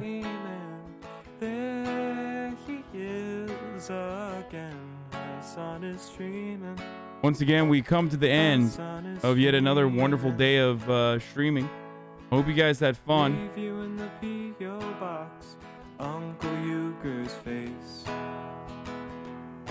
Okay. Sudden discord, agit prop. Great names take on I had fun. Tiny Bernie Sanders, LGBTQ Air Force.